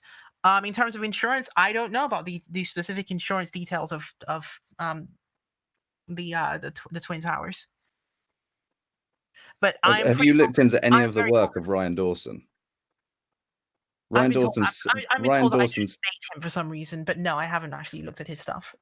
Well, you really should, because he exposes the entire Zionist agenda behind 9/11 and all the wars in the Middle East. Why does he not want to acknowledge, or why do you and the others who believe this not want to acknowledge that Al-Qaeda carried out those attacks? I believe that the Saudis had something involvement. There were several Israelis caught living next to Mohammed Atta at 2 addresses. They were there as art students, allegedly, just happened to live next to Mohammed Atta at 2 separate addresses, almost as if the CIA tipped them off. I just think you're very, very ignorant about this case, and you believe the official story. It's insane. I've seen many of the things that your side has claimed about this. I just don't believe them. So, for example, this thing you just said about the CIA was not aware of what was going on in this scenario, because the only thing they knew was that an attack was coming, or that an attack was likely to come at a particular time. So they had that. Why do you believe the official story? Why do you believe the official story? Because it's actually true. That's not a reason why you believe it. Well, I mean, it is. I mean, okay, so you don't believe the official story. Why do you not believe it? Well, when you look at a big event like this, you look at who benefits first. Why was Netanyahu praising it? Because he's a sadistic individual. Like, we know what Netanyahu's quotes were on this. He's typical of his people. He's a sadistic imperialist. The reason why Netanyahu said the quote that he said, which was basically that he felt somehow vindicated by the events that took place. The reason he felt that is because he saw that as an opportunity for him to push his particular agenda, which is that he wanted the United States to feel some kind of solidarity with the suffering which he purports to have also felt. So he was going to give some kind of like weird sadistic quote after the event took place. That doesn't mean he's somehow responsible for it. Do you know about the PNAC office in the CIA? There were even people in Asia and parts of Central Asia who also had like strange sadistic quotes that were spoken by them in the aftermath. Did that somehow make them part of it? Do you know about the PNAC office in the CIA that set out a project for New American Century way in advance? Yeah, way in advance, and it was made up of mostly Jews and also Gentiles like Dick Cheney, was it Larry Summers, Donald Rumsfeld. These characters that have then gone on to benefit from the invasions in the Middle East. Dick Cheney and Larry Summers are on the Larry Summers are on the board for Genie Energy, which is an Israeli mining company that is illegally mining the Golan Heights, which Israel has seized from Syria. Zionism is an imperial project. That does not mean just because a product for a new American century exists does not mean that these people are responsible for having hit themselves in their own attack. That doesn't make any sense. It does make perfect sense. It is possible for people to believe a particular thing and then have that scenario delivered to them by some chance by the persons who they were warning against in the first place. Let me give another example of this. When China says, for example, because China has some sadistic quotes about Donald Trump's election where they said, and I quote, "Oh, let the guy go up and see what chaos he can create." Now, it would be a conspiracy theory to suggest that China actually supported the candidacy of Donald Trump. Wouldn't it? Just because China has a sadistic quote about it and had a plan on paper about what would happen if a weird protectionist candidate should happen to become president of the United States at some point, does not mean that China is then somehow, by some inference, responsible for having placed him in that position. Similarly, on this issue, just because 9/11 happened to happen and these individuals then were like, "Oh, see," and proceeded to carry out a particular set of actions, does not mean that they are responsible for bringing that attack onto themselves. Well, I think China would have slightly preferred a Democrat government because the Of Republican course. agenda was to go after China and rebalance trade. Exactly. So just because China happens to have a sadistic quote for the case of Trump's election does not mean that they're behind it for obvious reasons. Similarly, I'm sure that George W. Bush did not want 9/11 to happen. Well, you know the family he's The fact from. that it did But happen, the fact that it did happen presented opportunities to carry out particular actions, which they did then go on to do. yeah, $8 trillion worth of war in the Middle East. But that does not mean that they invited that attack to themselves. You're saying why would they do that? It's a small price to pay for them. What followed was $8 trillion worth of wars in the Middle East that were perceived as being a benefit to Israel. It's actually You're gone. operating on the idea that that people would engage in that activity and somehow expect not to be caught. First off, I mean, how many people in this conspiracy theory, how many people would have to have actually known about the thing that you're claiming and have not ever said anything about it? Hundreds. Thousands, really. Which would be, I mean, what is the possibility of that happening, given that the United States can barely keep any leaks from getting out all over the place? If something as enormous as that had actually happened, then surely by now you would they have only needed to have a few officials people to backing them out. know. They kept could have just kept it small. They didn't really need a lot of people to know about it.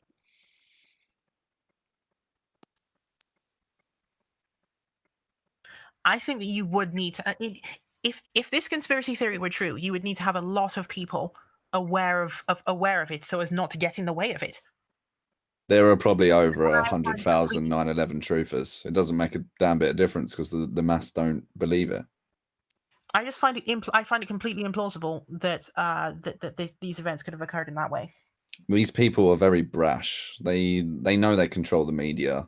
They know they control the politicians, and they feel they can get away with murder, and they do. Because people like you will stick up for them because you say, "Oh, the Jews, they're these eternal oppressed people. They didn't kill all the Christian children in the Middle Ages. They didn't enact usury and usury on the European populations and debt slave them and get kicked out of 109 countries. Oh, they definitely did. 6 million definitely did die, and all the rest of it. All these other myths that they'll tell you to make you believe their stories." Hold on. So in that sequence of talk that you just had there, you actually basically just blood libeled them because you're claiming that somehow they did something to people in the Middle Ages, and then also you're denying the Holocaust. Are you actually doing that right now? Yeah, they're a tribe of liars. Unbelievable, absolutely unbelievable. Okay, I'm gonna ask some questions here. So among the alt-right, what percentage of them would you claim shared your view on that? Holocaust revisionism. All of them. Yeah, and the blood libel of the Middle Ages. Not so many believe the blood libel stuff because it's only really documented in a couple of books. But I'd say nearly all are Holocaust revisionists. No one really believes the 6 million.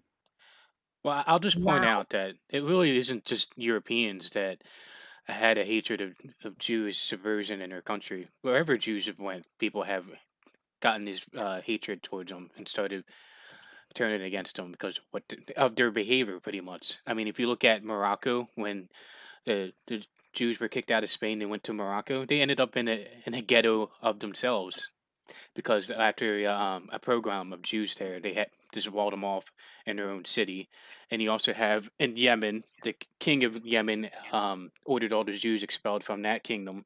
And there's just many examples of places in the Middle East and North Africa where they've also been put through programs, put in ghettos, and been kicked out. It's not only just Europe. It isn't just Well, that's Europeans have ethnic this. cleansing and genocide, so I'm not sure how that makes it any better. Maybe they should just stay in one place. Well, I'm saying it's because of their behavior that they have this They're reaction to they're a people. merchant people What that behavior? commits. This seems to be basically just a case of like people just violating the human rights of others and then post hoc rationalizing it to themselves afterwards. The Jews are a supremacist merchant people that go around thinking they can do whatever they want to the people's lands that they inhabit. They should have just formed their own state in an unoccupied piece of land and just lived in peace. Why do people from many different cultures, many even different races and languages all have this same reaction to people? It only seems to be Europe and North Africa that we've talked about here. So when you say many different people, you're Well, talking about you think the Argentinians are really fond of the Jews? that's a European population group as well, isn't it? Well, I did mention Yemen. I mean, And where else Yemen would is they have in the learned it Middle from? East. Well, maybe they learn it from their real life experiences, being debt slaved or having their children killed in blood rituals.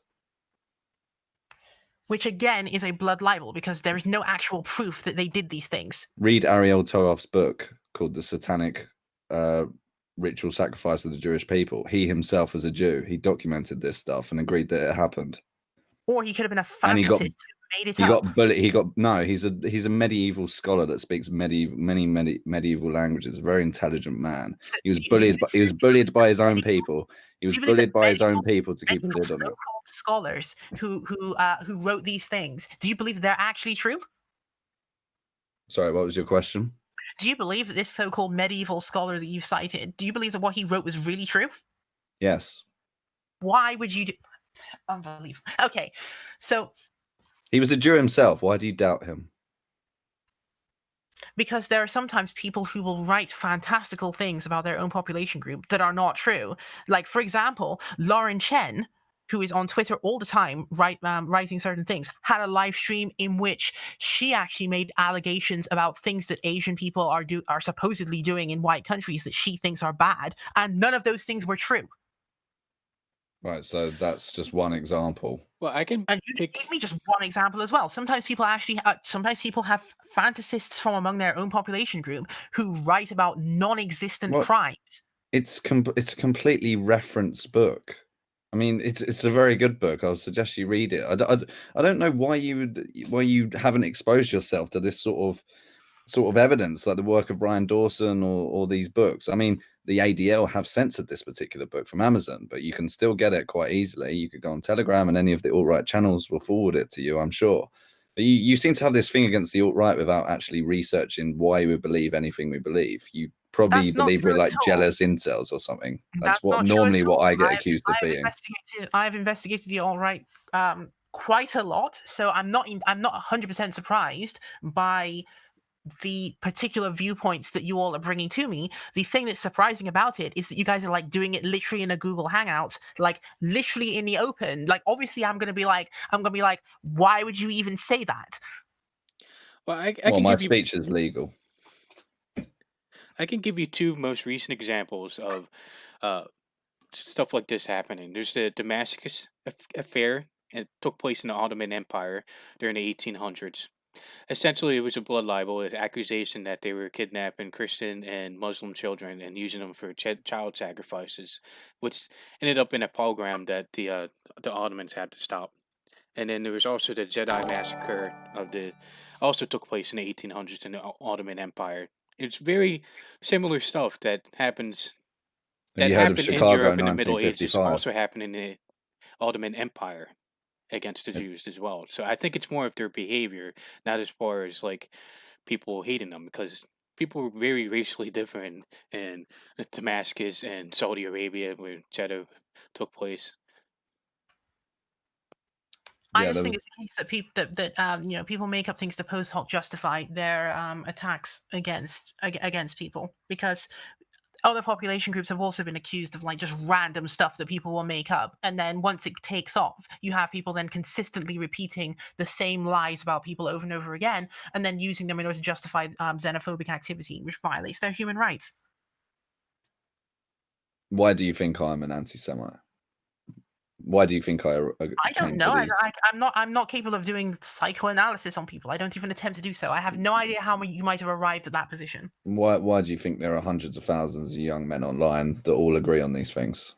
Do you think we just? Could be that Where they've do you been think we got it from? It could be that they've been inserted into particular environments in which there are persuasive individuals who are basically consistently repeating these narratives, which are then mutually reinforced back onto them because of the way that these group dynamics work. And then you end up with those who leave don't come back, and those who stay are those who have accepted at least some or part of the narrative that the alt-right has presented to them. This then leads to a cohesive community of a lot of people who all believe the same thing. So Andrew Joyce, who's a PhD, he writes for the Occidental Observer, many articles and books on the history of the Jews and their conflict with other people. What do you think motivated him?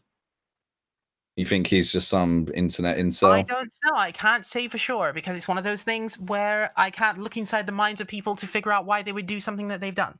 And what do you think motivated the 109 countries or more that expelled the Jews over the last 2,000 years? What do you think motivated them? Xenophobic sentiment and looking for a scapegoat. All right, Right, so okay. these people from very vast different countries and races, so you got North Africa, Middle East, and Europe, all of a sudden all have the same They all have in common. accusations against They all, Jews and well, the there is same something they all hatreds have in and common. same reactions There to is- Jewish people being in There is in something the they all country. have in common. There is something they all have in common, which is a belief in a religion in which they have the same overlapping gods as each other. And so, for example, using Christianity as an example, often when we see Christian anti-Semitism, it's a case where Christianity believes that somehow the Jewish people, or at least these Christian anti-Semites, believe that somehow the Jewish people have resulted in the death of their savior figure or something like this, which then leads to them reproducing an ideology of hatred toward those people, right? Well, it's far deeper than that. And then, of course, when you see Islam, with Islam, Islamic anti-Semitism also seems to stem from basically the overlapping competition of who has the correct interpretation of that particular god's commands, right? And so then you just sort of play that forward, and you end up with people post hoc justifying their religious arguments. Islam barely disagrees with Judaism. It's just Judaism for Arabs. They hate them because of the Zionist agenda. I'm not talking about that. I'm talking about the case where it's just where it's literally just anti-Semitism. What do you mean? Yeah, there was the 1800s during the Ottoman Empire where there were That's what I'm cases of talking about. In those anti-Semitism. cases- That was exactly. unrelated to Zionism, though. Exactly. It's clear that in those cases, part of the reason is because one group thinks they have monopoly over that particular god's affection, as opposed to the other one. Well, the Jews generally live very peacefully in the Ottoman Empire. Maybe in this particular case, they overstepped and decided to do their blood magic, and they got called out. Yeah, for the most part, they were better off in the Ottoman Empire, but there were cases where the Jews were programmed and stuff. I mean, have you read the Quran? It's very complimentary of the Jewish prophets. I was making the case that it's more of their behavior that causes like people to really. Ray, were you are you familiar back in 2015 with Paul Singer and Samsung in South Korea? No. All right. Well, Paul Singer. Yeah, Paul Singer. He's a very wealthy Jewish financier. He buys up IMF debt, and it takes it to the international court and kind of forces those countries to pay back those debts. So in 2015, Paul Singer was going to buy up Samsung and some other South Korean corporations, and the media in South Korea put out a bunch of these cartoons that were full of, as you could say, anti-Semitic canards about Paul Singer and the Jewish people in general. So, South Korea is obviously very different from the Middle East, North Africa, and Europe, but they still point out the same type of behaviors of Jewish people as I the mean, to people be fair there. to South Korea on this issue, South Korea isn't doing that because of an anti-Semitic sentiment. When South Korea makes like cartoon canards of people, they do this to like almost all Western population groups. So, for example, do you remember in 2008 when there was the beef protest in South Korea? All of the Western figures who were attempting to say that the beef was safe and the beef exports actually did not contain BSE or etc. or whatever, right? All of these people were depicted in the cartoons in as sort of these weird these kind of like weird apparition-like creatures or whatever, right? So no, South Korea always basically has instances in which cartoon illustrators will draw people who are from outside Korea as looking very strange. So I wouldn't attribute that to anti-Semitic sentiment. That's just basically So South Korea's general as long as you racially general- mock everyone, it's okay. I'm not saying it's okay. I'm just saying that that's But not an if a anti-Semitic sentiment that if a they're white exhibiting. It's just basically that it's just basically that cartoon illustrators in South Korea tend to depict almost everyone who is not themselves in some kind of strange fashion. well, if a cartoonist depicted a Jew or a black in a certain way in Also, the UK, no, it'd be described I as think you racist. But if misunderstood he, me. No, I think you misunderstood me. What they're doing is that they were not actually singling that particular person out for their ethnic origin, because from the South Korean perspective, they perceived this person as white in the first place. So well, that depiction what I'm saying is, which you guys think is somehow insulting to the Jewish person, they probably not even aware of the fact that this person is Jewish. No, they were very aware. I do recommend reading the article by the Occidental Observer that goes in great detail about it. And the cartoons themselves do point out that Paul Singer is indeed Jewish and that Jewish people are very schemy when it comes to financial dealings. So it does mention a lot of Jewish stereotypes. Well, I mean, if That they do have a cartoon in which they specifically went into anti-Semitic canards, then yeah, it just means that they found a cartoonist somewhere in South Korea who was actually going to do something like that. But obviously, that's reprehensible. It should not be done. But I would not say it characterizes South Korean society. why are you such a defender of the Jewish people, Ray? And you seem to be fairly against white males, from what I can glean. Yeah, Paul What's the Singer reason was for going to that? buy up the whole South Korean economy. It wasn't white people that were going to do that. I'm okay with the idea of criticizing things when they should be criticized, but I'm not going to support obviously trafficking in hate or anti-Semitic canards. I mean, this is quite obvious. I mean, I don't even know why that would be controversial. So generally, you support minority groups, and you view the white hegemons as evil, or Like, okay, let me put it to you this way: why would you expect that I would come on and agree with what you said on this topic of anti-Semitism? I didn't expect you to agree, because you're a feminist, and Jews invented feminism. Which is also false. So basically, feminism in the third world arose indigenously. Like, we came up with these ideas ourselves. We didn't need anyone else to tell us that we needed to have rights. Well, I would say the natural state of the world is pretty patriarchal. And yeah, I do think the Jews did have a huge role in feminism. I mean, not in the sense that like women should have some rights here and there or should be treated equally, but a very specific type of feminism that they push that does damage families, that does essentially destroy nations. That is very Jewish. Well, I'll ask this question as well then, since we're here. among the alt-right, like what percentage of people that you know within the alt-right would you say agree with that particular perspective? 100%. Yeah, 100%. 100%. Okay, so you're saying 100% of people in the alt-right think that feminism was invented by one particular ethnic group. Yep. Yep. Like first wave feminism in the United States was a Gentile movement, but second and third wave was almost exclusively Jewish. If you look at the names of the top thinkers of second and third wave feminism, you just get yourself a coincidence Well, I mean, detector. but you're cherry picking these individuals because I'm sure I that you're mean, not. I mean, I You're mean, not going to actually pick anyone who is not the ethnic group that you're seeking to attribute everything to. it's more that the alt-right believe that the real push for the destruction of the West came in the 60s, and the Jewish feminists were at the center of that, and it's since been reinforced by Jewish media power. That's more what it is. We don't believe that, you know, that the suffragettes were Jews, or that John Stuart Mill was Jewish, or things like that. Okay, which leads us to another question that I have. Then, I'm sure that you all have seen the footage that Milo Yiannopoulos released. What, it's a day ago, right? It's only been 24 hours, but not 36 hours since that footage has landed.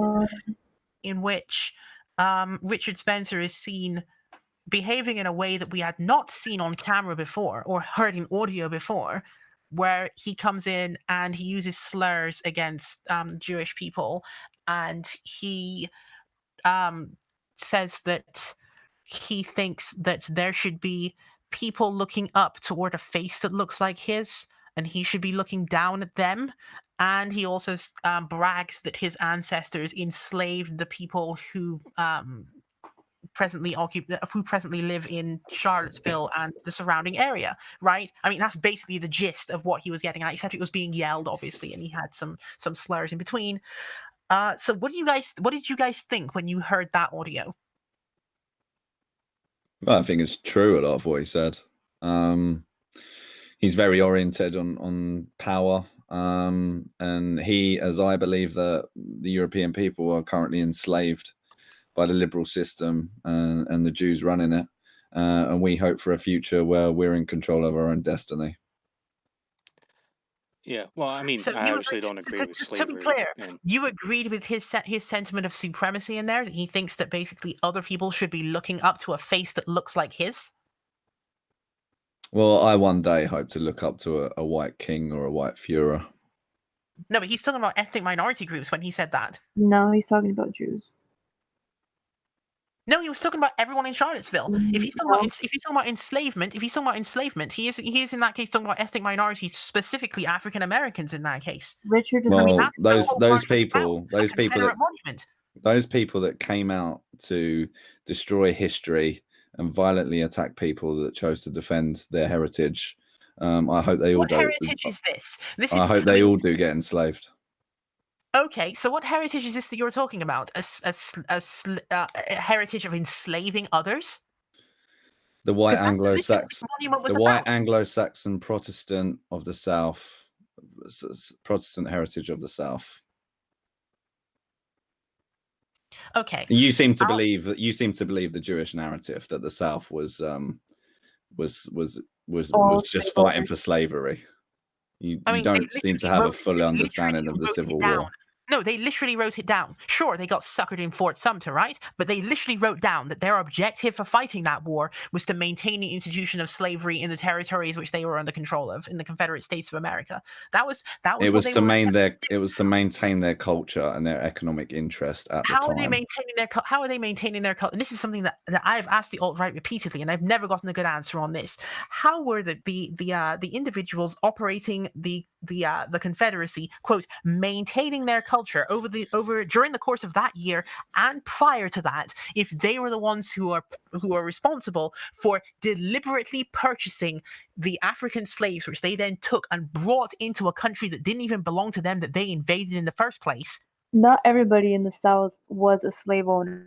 The slave owners mostly in the I'm not South talking were about everyone. Jewish I'm too. talking about the people who are Okay, but why would a war. poor Southerner want to fight over a wealthy plantation owner to have slaves? That doesn't make any sense. Of Like, course, it doesn't why make Yeah, would any but sense. most people that own But slaves are why just would the a bunch of wealthy people? Why would a bunch? 1%. why would Let they me care about respond to wealthy that. Let me people respond to owning that. like slaves? Like, Why would this a doesn't bunch? make any sense. Actually, they should be pissed off that like they're having cheap labor Indeed, instead of this is a question I'm about to raise. But of course, we've seen this kind of nonsense happen before. Well, more recently, why would a bunch of people vote for an orange billionaire to be their president, for example, even though he has no care for them whatsoever? For the Because he same promised them jobs. yeah. Okay. And so what did they do in the South? They promised them, oh, we're fighting for states' rights. Meanwhile, actually, it was about slavery and about the ability of very rich aristocrats to have low-wage labor, and by low-wage, zero, because it was slaves that they were using. And the slaves are from an ethnic group which is different from their own. And then you end up with like the weird wraparound logic somehow of the people who created the scenario in which you would have African Americans amongst the group that you're operating in, telling you that you need to discriminate against these people that they have brought there against their will. Abraham Lincoln wanted to deport the slaves back to Africa. Yeah, he was also pretty bad, but he was less bad than the individuals Jews who that were owned waging slaves war in the specifically plantation. for the And- purpose of maintaining slavery. And Robert E. Lee was very kind to his slaves, and that's documented in his Oh my diaries. gosh. How can you be what is the meaning of being kind to a slave in the context of you have a slave? You know that slavery wasn't only taking place in the United States. During the same time, there was also an African slave trade in the Middle East, and essentially Indeed all there the was. countries How in does that Latin make it America had better? How does that slaves. make it better? That doesn't make it any better. That actually makes it just as bad still. What I mean by it is those slaves under his ownership would have had a far, far better standard of living than they would have in Africa. What? I think that they would have actually been far better off in their homeland where they originally lived and were members of an actual community that cared about them. Why are To you an some extent. identitarian? Because you seem to be infringing on the rights of white Europeans, whilst retaining identitarian rights for minority groups that have come to our civilization for economic advantage. That's a ridiculous question. Oh, because we're talking about the institution of slavery here. So I mean, African American slaves did not come to the United States to gain some economic advantage. They were dragged there against their will by white people who did not respect the ethnic boundaries. Well, the transatlantic slave trade was started by Jews after they got kicked out of Spain. Yeah. Of Yeah, course, the you guys trans-Saharan slave trade was also heavily Jewish financed. as well. This is one of those things where if you guys did not, if the people you're praising in the South of the US did not want to have slaves, they would not have had them, but they did have them because they chose to buy them. I'm not praising them for being slave owners. I'm saying they fought the Civil War for a different reason than you're suggesting. No, earlier on in this conversation, you said, when I said to you, do you think that it was right for Richard Spencer to have said that to have bragged about enslaving others? And we those know people that came to Charlottesville to violently attack our people. No, and he's I support talking about him. African Americans. There's No, I think ancestors. Which ancestors are you talking about? Because Richard Spencer's ancestors are Southern plantation owners. We know this, right? From the basis of an expose that was published by Mother Jones, as far as I'm aware. So, which ancestors is he talking about? We know I think he's African Americans. We know that. I think he's admitting that he doesn't have institutional power. Well, this is getting pretty heated, but I thank you for coming on, Ray, and debating. Normally, people on the left, they normally just try to censor us, and they try to get our platforms taken down, try to get our access to receiving funds taken away. But I do respect you in the sense that you're willing to come on and have a conversation with us. Although it was instantly derailed because obviously we had like a list of topics that were supposed to be covered that were like, we were going to extrapolate from there. But then we ended up getting into this argument for almost the majority of the stream. We may have to have another one in order to cover the actual topic we intended to do in the first place. Well, I mean, this is kind of how I do streams. We pick like a general thing of what we want to talk about and then just let the conversation flow from there. I'm not really for the structured type of streaming. But I hey, suppose you also didn't tell me ahead of time that that Nativist was gonna come on and essentially do what he just did in this stream.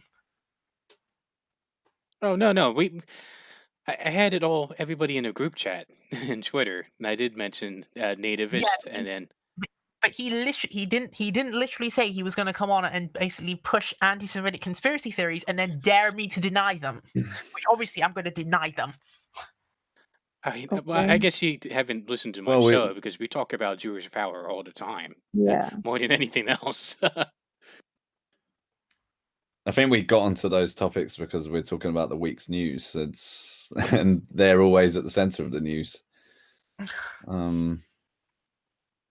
It's just when you point out that like white hegemonic order and white people are pushing this and pushing that, and it's really not white people. I just feel like the need to say who's really behind it. Yeah, that always happens. That loop Well, I mean, always happens. this is the problem with discussing with the alt-right on these things as well, because every single time we point out that there is something that's happening because of the majority culture in this society, Western society that is, then you get the alt-right trying to push back by saying, oh no, it's somehow not actually white people who are doing it, it's scapegoat of the century, for example. So I mean, I don't know, it's one of those things where it would be nice if the alt-right would stop doing that, because then it would be possible to have more fruitful conversations, instead of each time we present a particular scenario, they find a way to somehow blame the Jewish people for it, and then we end up with a big argument over whether that should be the case or not. Well, I do agree with you that it isn't only Jews. They're an important component, but not a necessary component, but not an only component. Because The money machine is the biggest factor. You do have like these wealthy oligarchic capitalists that are also a big problem. Like Bill Gates is funding this nonprofit NGO called Forward, FWD.US, if you want to visit the website.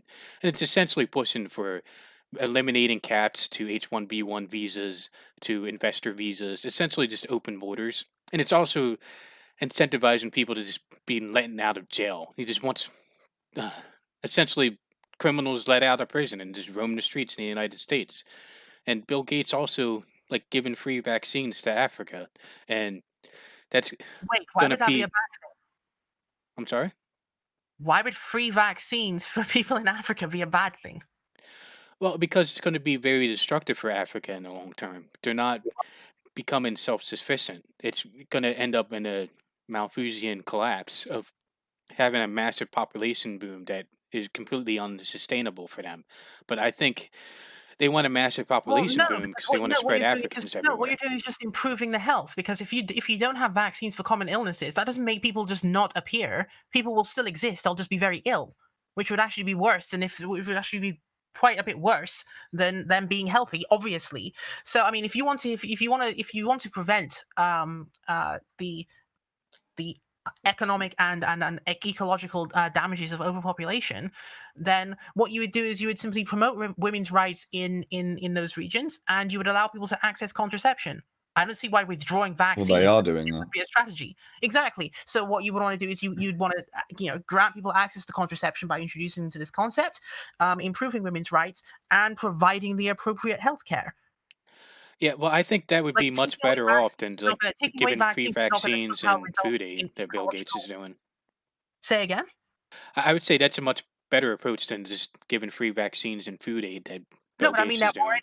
No, I mean people are already engaged in improving women's rights and distributing access to contraception in the most deprived parts of Africa.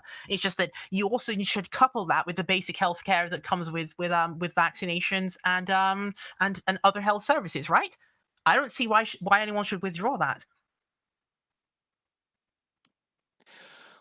Yeah, I don't disagree with you. I'm just pointing out that Bill Gates, I think Bill Gates is doing it in a malicious way because, like, all those Africans he's essentially breeding, he's going to push out to the Western world and probably essentially around the world itself. Because I don't think it's only Western European countries that they're targeting. I think they really do want to mix up the population around the world. I just think they're starting with European Western countries first, and then they'll just move on to the next. Well, they moved I don't know. I Haitians just to think Chile, this. I didn't just they? think this thing about. I just think this thing where Bill Gates is being maligned for supporting vaccinations in African states is one of those like weird theories that's kind of like morphed out of like Alex Jones style territory or something, Well, where they keep talking about this as though it's some kind of bad thing.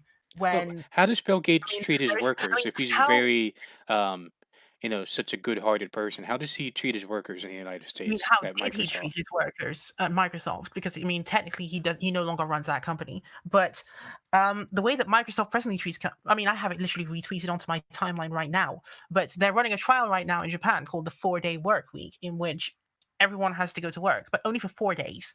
And they've seen a 40% productivity increase as a consequence of that. Well, Like, I mean, Microsoft Japanese does are not strike me, overworked. and also Microsoft does not strike me as a company that that has bad labor standards. I mean, they're the only tech company in the world right now that's operating a 4-day work week. Well, in Well, the US, they're not in the literally United just making States. people unemployed and importing cheap Indians. Yeah, you got people from India and Asia too. It's not just India; you also have people from Korea and Japan and China that they bring Yeah, in. but I mean, why should Microsoft, a multinational corporation, not hire the best talent that approaches it? Because Because they the lay off nation comes American first. workers to hire them, and they pay them cheaper than they would an And also, I American mean, I worker. wouldn't even associate. I mean, you say the nation comes first, but I mean, does Microsoft have a specific obligation to the United States above any other country? Yes, it became big off white entrepreneurship and white endeavor, and then it's just getting rid of that and leaving the people to rot, kill themselves on opioid addiction, just so they can make fatter profits. I thought we were broadly anti-capitalist here, between all of us. Yeah, I think Perhaps she's not. actually pretty pro-capitalist Not out in of the all same this. way. Yeah, you've been Exactly. talking in a very Accelerate- libertarian. Yeah, you have to accelerate capitalist development in order to create the preconditions for an eventual transition toward a new system. Like you're not gonna stop capitalism by basically just like by basically just putting randomly obstructions in the way of its development. Well, I Like I intend to. don't understand why you'd have why you would want to have a multinational company that has to be obligated to only one particular country for its hiring practices in something like tech, for example, where everyone in the world is in on basically getting the necessary skills for it. White people have enough geniuses to run all these tech companies themselves. They don't need imported labor. Yeah, they What would tell be people to learn how to code, and then they don't hire them. They hire well, people that that are would also outside be, of the country. I mean, well, that would also be the thing as well. I mean, you talked earlier about the people in from the coal mining industry in the American Midwest, right? I mean, these guys literally refused to be retrained because they were actually presented with a retraining program and they refused it. They instead decided to vote for Donald J. Trump. But at the same time, you can actually find these, Make America Great Again type supporters all over social media claiming that like H-1B visa holders are like depriving them of opportunities, which they themselves would never be able to capitalize on anyway because they actively refuse to be retrained. I mean, a coal miner Surely you being can agree with retrained. me there's a contradiction there, where you've got coal miners complaining about jobs being lost supposedly to people of color in Seattle that they don't live in, won't go to, and will not be retrained to take jobs in.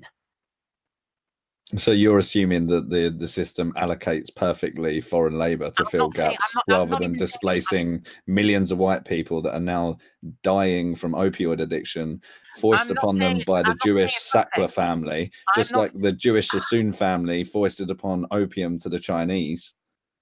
Things, and I was literally 100,000 Americans die a year from opioid addiction. They're pretty much all unemployed, helpless people. And the MAGA agenda was to give them jobs and hope again. Are any of those people the people that would have been working for Microsoft?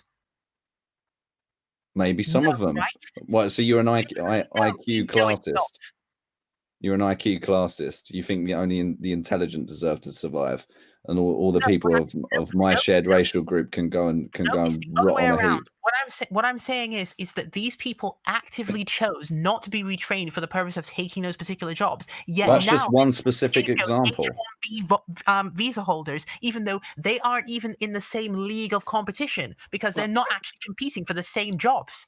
Well, I'll give you an example. Those coal mines that were shut down, and they were going to be retrained for IT jobs, computer jobs. They weren't being opened up in in West Virginia and Appalachia. They were being opened up out in the West Coast. So if they were going to get retrained, you would also have to uproot themselves and move there to where those jobs are going to. Or have the Like, jobs to them by actually building the centers in those locations. But I mean, which political candidates in the 2016 election were in favor of doing that? We know which ones they were actually, because it was Barack Obama who actually initiated the retraining programs in the first place, and it was Hillary Clinton who claimed that she would actually facilitate incentives that would cause tech jobs to be moved from the particular locations on the West Coast to the places where those people would have been engaged in the retraining programs. But what did these people do instead? They said, no, we don't want Hillary Clinton. Instead, they decided they wanted to have Donald Trump, which has resulted in literally the continuation of the problem they claimed they wanted to solve. Well, the system remains the same. The puppet at the head of it is not any different. That's the problem. People have hope in democracy and they think it's going to save them, but at the end, these feckless capitalists fuck them over again and again.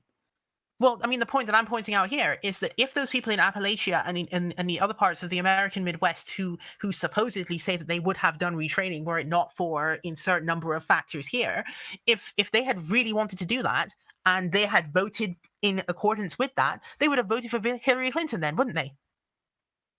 This is just one specific example. This is just one specific example. Specifically told them she would do that for them. It was Donald Trump who told them that, oh no, we're not going to do that. We're going to somehow magically give you back your coal jobs, which are going to go extinct anyway because the energy transition toward natural gas, nuclear, and other forms of green energy is going to wipe out coal producers anyway, which is why, for example, almost all of Trump's coal donors have gone bankrupt or are on the way to bankruptcy within the course of this year alone, which anyone could have predicted was going to happen. In fact, there were people, particularly at Bloomberg and at CNN, who carried stories during the electoral season of 2016, saying that the only reason why coal looked like it was on the up and up during that electoral cycle was because of events that were transpiring halfway around the world between China and Australia, which had artificially made it appear that coal prices were heading in a direction that was sustainable.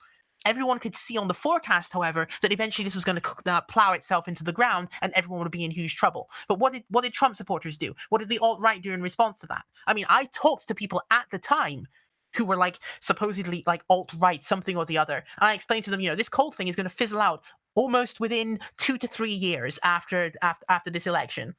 They didn't listen to me. Of course they didn't. No one listened to any of these individuals who pointed out the fact that this coal thing was a complete farce. Instead, I'm sure some lies were told. I'm sure some lies were told about certain industries that were going to come make a comeback, which were false. But that doesn't take away from the fact that reindustrialization of America and the West is possible. And these capitalists that are moving all this cheap labor into our lands in the short term, they know that there aren't going to be these jobs available in 30 years. And all these people are going to be left in our land, and that's at the expense of our people.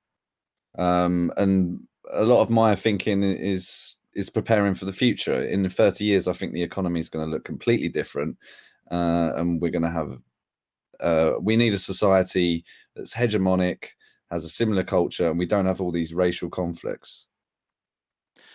And that's kind of the goal of why these capitalists bring these people in here too, because it does cause a lot of conflict. It does make labor organizing pretty impossible, and all this really doesn't benefit people as a whole in the long term. Maybe some people here and there will benefit from the short term, but it's really just benefiting these oligarchical capitalists that control our economy and Well, I mean, essentially. okay, sure, but I mean, when you talk about the labor movement being divided because of the fact that you have multiple ethnic groups who may or may not always be on great terms with each other because of political factors.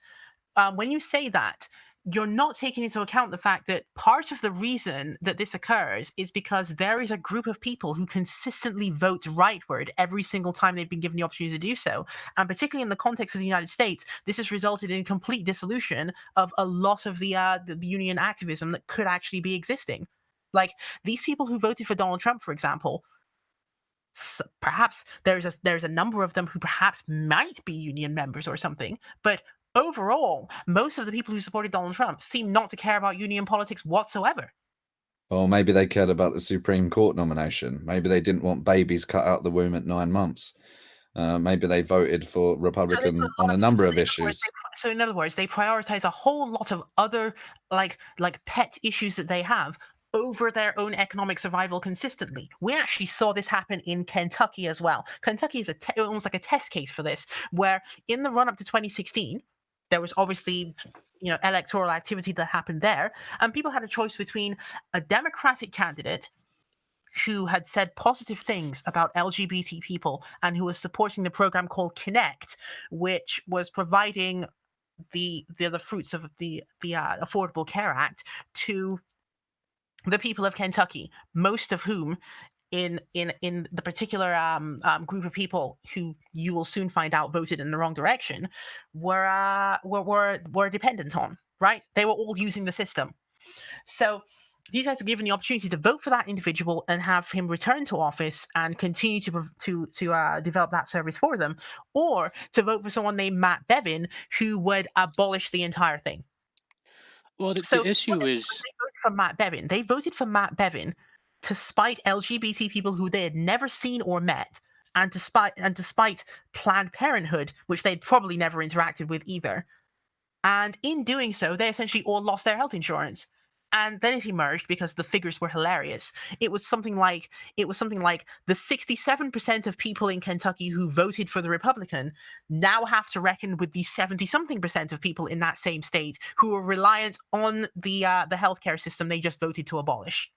So in other words, almost all of the individuals who did this to themselves were reliant on the very system they were abolishing to spite, I don't know, someone on the West Coast somewhere who said something about LGBT people that they thought was not what they agreed with. I mean, that's some weird voting patterns right there. They're essentially voting on cultural issues to spite themselves economically. And then when the left comes to them and says, how did you guys end up in this situation? They then blame the left or something, or blame anyone except themselves for the votes that they themselves keep casting. Maybe they could stop voting for right-wing politicians if they don't like the idea that they're getting their healthcare taken away, they're having their pensions whittled away, they're having their social security placed in jeopardy at some point in the future when they get around to it. They're having cuts to social services constantly. They're having this manufactured austerity in which every single time they roll around to another electoral cycle, there's another sort of scare game sequence in which everyone has to pretend somehow that the money is going to run out at any moment, and therefore you have to give up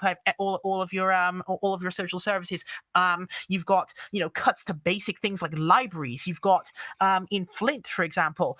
I don't think they're going to cut the libraries, because they need the libraries so the drag queens can read stories to their children, guarded by FBI snipers. Maybe people vote on something more than the material. You seem to be a materialist libertarian. Well, I mean, maybe these people have a deeper view on their lives, and maybe they do believe in God. Materialist concerns to me when you're talking about jobs and union. Sorry, not union, but basically economic organization of working class people. But then you also got to keep in mind the Democrat Party attacks white people nonstop. It demonizes white people, so that does scare away white workers. Well, no, what I'm saying is that it seems quite weird to me that on one hand, you guys are always talking about the working class, etc., etc. But then when I say, okay, well, have you noticed that they're voting in the wrong direction? Then you flip back the other way and say, okay, well, we're not materialists anymore. Well, if you look at the Democrat platform, sure, they might talk a good game on economic issues, but as far as attacking white people, they do it a lot harder than in rhetoric at least, than the Republican Party, and that does scare away white workers. So Well, people, what if it's viewed the other way around? That usually we're told that basically, if people on the left would stop criticizing white hegemony, then somehow this would mollify white working class voters and cause them to be more likely to support left wing economic policy. But what if we view it the other way around? What if we were to say that the left would stop criticizing white hegemony so much if the people who profess themselves to be the members of white hegemony would stop doing things that would earn that criticism? well, it's not just criticizing white hegemony. It's pretty much just criticizing people just for existing. They have this white privilege theory, essentially that somebody just born with white skin has like magical powers to oppress colored people simply by That's existing. not how white privilege operates. That's White pushed by privilege, Jews. white privilege as a concept is an occurrence that happens in Western societies, mostly in the New World, where people who are perceived as having been descended from the original colonizers of the land and who are part of the majority group have structural advantages because of their interpersonal connections through personal networking and through basically race bias that can be measured as existing in society, which allows them to accomplish things that could otherwise not have been accomplished. And so when people criticize white privilege, this is not some kind of demonization. It's just a description of a structural phenomenon. And I Well, think that Americans often forget. I mean, the way you hear Americans sometimes talk about this is they act as though like you have like severely wounded them or something if you point out to them that they're actually occupying someone else's land and that they have created structures that disproportionately favor themselves over others. there's this In a land that they article. don't even own. There's this article in the Japan Times. It's actually an op-ed, an opinion piece, and it's about these black women that go to Japan and are trying to reframe the beauty standards of Japan. And essentially, the same white privilege, white standards of beauty that they push through the West, they also have that same type of. It sounds like just pushing the same narrative too, and essentially that the Japanese have this standard of beauty of being light skinned, of a certain body type, and yeah, I just think that it's really as much as bullshit as they're pushing there, they're also pushing there as well as in the West as well, and it's just not for making anybody better. It's just for creating conflict between the races. Well, I mean, how are you expecting that there was going to be unity in the first place? I mean, in a scenario like the United States, where the initial activity was one of aggression in the first place. Like, I mean, the reason I'm pointing this out is because it always seems to be sort of a kind of a one-sided thing where the left is expected to be magnanimous and to somehow like cease criticizing structures that are stacked against people, but then the right is not expected to do anything at all other than to continue to go on the offensive. So you mentioned that the United States was conquered, like founded by conquerors, but pretty much every country has been. I mean, you have the Bantu expansion in Africa. It's essentially where Bantu people from West Africa expanded out and wiped out all the non-Bantu groups in that region. You have Yeah, I mean, the there are Mongol. scenarios. I mean, since you've mentioned that, there are scenarios in Africa, of course, in which there are dominant hierarchies that exist that need to be tackled and dealt with, in which ethnic minority groups are being oppressed, right? Like it's just not something that exclusively that white people do. So, I mean, for example, if we look at Pan-Asianism as an ideology, for example, and you go to Wikipedia and read whatever the first line of that is, unless someone has changed it since yesterday, it presently reads that Pan-Asianism is about invoking critiques of white and Arab imperialism. So we're not sitting here saying that Europeans are the only people who have ever engaged in imperialism. You are about to mention Arab imperialism, I'm sure. I mean, Well, yeah, I there's was. there's an expansion of people in which they conducted numerous actions that were contrary to human rights, or human rights as we would understand them today, and the structures of those things still exist now. We've seen this play out also in Turkey, of course, where Turkey has a system of total oppression for anyone who doesn't line up with their prescribed ideas about what Turkey is supposed to be about. However, this does not mean that all nations are somehow constructed in this way. There are some countries which are constructed through conquest, and then there are other countries that are constructed by simply people living in the same location and having done so for a long time. And I think the reason why we point out the United States and perhaps places like Russia and other settler colonial states should be analyzed through that lens is because, I mean, that's what they are. I mean, the United States cannot be compared to, like, say, Denmark, for example. If you're talking about Denmark, for example, Danish people who live in Denmark have pretty much been there since Denmark has existed, right? I mean, I don't think anyone would claim that Danish people are not native to Denmark. Well, they're being displaced now. Whereas in the United States, for example, it is not possible, right? It is literally just not possible to say that Europeans are native to the Americas, which then leads to a really interesting set of arguments when we see sort of white Americans talking about their ancestral land or their ownership of the borders of the United States, etc., etc. It looks rather hypocritical, particularly when you see the alt-right movement originating in the United States in the first place, coming out talking about how they want a right to their supposed homeland, but their homeland is actually in Europe. It's not in North America.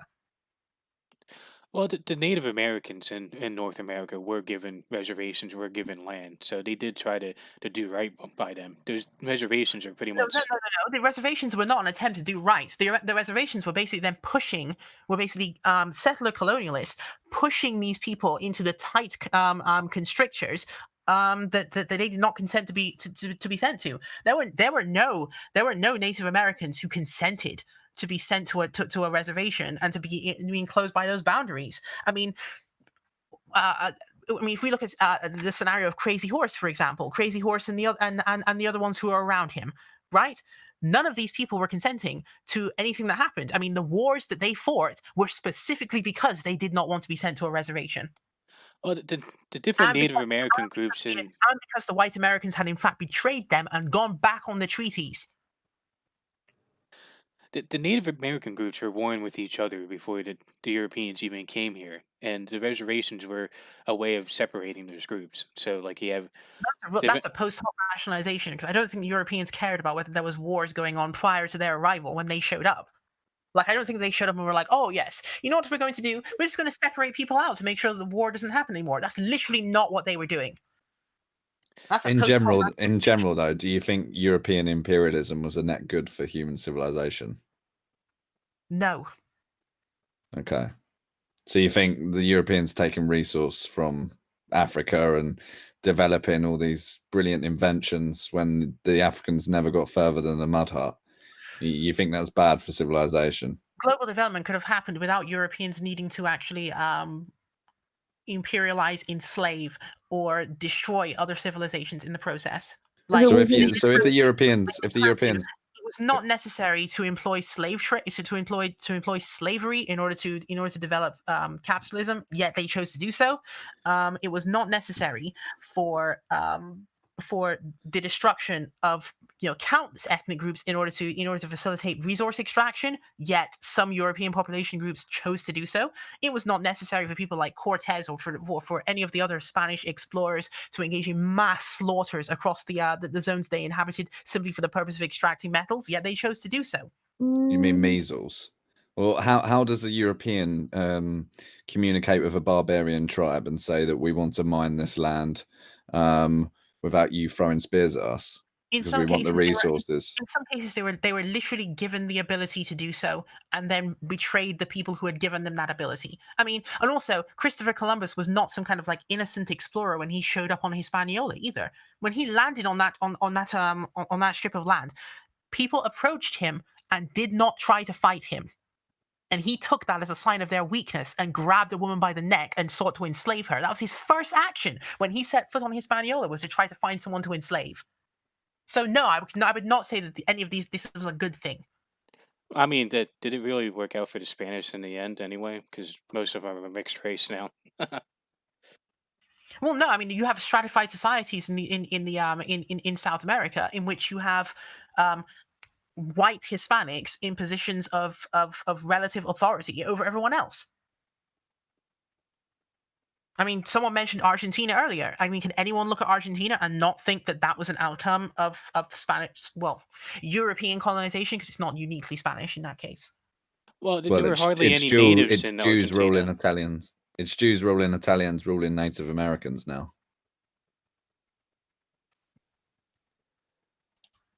There's hardly any natives in Argentina. That's why it's a majority European country. But the countries where natives were a huge population, it just ended up, mixed race people. Which is another form of damage they engaged in as well, because their apparent colonial development involved, again, the destruction of population groups through, coercive relationships that they had with native women that they encountered. Which, again, I mean, these things would ordinarily be considered, if we judge them by the values of the day, these things would be considered war crimes. Just massive ongoing war crimes, right? I mean, your views are very conflicted. I mean, in many cases, it's absolutely consistent. In many ways, you're identitarian, anti-capitalist, and in other ways, you're neoliberal and free movement labor. It always seems that you're. No, I'm not in favor of free movement of labor. We had this discussion at the beginning. I'm in favor of the export of. You literally said 15 minutes ago that Microsoft should be able to hire whoever they want and displace a white person if they're not good enough. That is the free movement of labor to suit global capital. You can have a general policy of facilitating growth in local locations, and then at the same time also say that a person should be able to issue H-1B visas if they need to do so for the purpose of generating productivity in tech companies. Because I understand that when you're talking about tech companies, you can't have a tech company that's somehow magically based everywhere.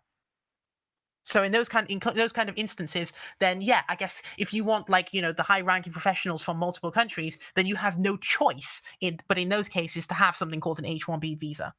So when a tech company like Netflix exports its media around the world and encourages race mixing, which you may categorize as coercive to women's psyche, how is that any different to the imperial Europeans going and coercing native women into sex? You seem to have different rules based on. You seem to have different rules based on whether Jews are doing it or whether white men are doing it. No, I have no idea what you mean by that. Also, I don't even see how you got from one thing to the other. I'm not seeing the connection here. Well, I'm saying the economic interest 200 years ago are different to economic interest now. They take different forms, and it was going for mining resources and going for plantations, and now it's all about media and cultural degeneracy and all these agendas that are pushed by the media. There are these people we're having here, because I think that there's still an issue of mining resources and still an issue of resource extraction primarily. Oh yeah, that's ongoing, obviously, but there's a new type of imperialism now that's coming from tech, and it's harming my people. You don't seem to acknowledge that at all. You don't care that our birth rate is halving every day. I don't think that tech companies are in and of themselves imperialist. They may be relaying messages across their infrastructure, which people may or may not agree with, but I don't think that individual tech companies constitute imperialism in and of themselves. Like, for example, I think the media and tech companies are imperialist. If Netflix airs something, or if Netflix carries something which contains information that we think is negative in some way, that doesn't mean that Netflix is doing this on purpose. Yeah, they are. So all these Jewish producers that work for Netflix, which is the Jewish company, that's just all a coincidence. Why are you constantly trying to focus on that, by the way? Because they are the people ruining my people. I don't know what to say to you on this. It's one of those things where we just went over the numerous ways in which European population groups engaging in voting that damages themselves as an outcome is causing them real material damage. But you guys I'm not a Democrat. I'm not a Democrat. Culture war stuff. You seem to make my people responsible for their own destruction just because they're ignorant voters. I'm not a Democrat. I want a fascist regime for the European people, an intelligent white male vanguard to protect them. And how would that come about, in your view? Any number of ways. Probably economic collapse and then revolution afterwards. And okay, so since we're on the subject, how would you think that this vanguard that you're hoping will somehow come, how would they be any better than the oligarchy that exists in Russia, for example? Well, the oligarchy in Russia is half Jewish, so they don't give a fuck about the Russian people. After the collapse of the Soviet Union, which was partly their own creation, obviously, because 85% of the Bolsheviks were Jewish.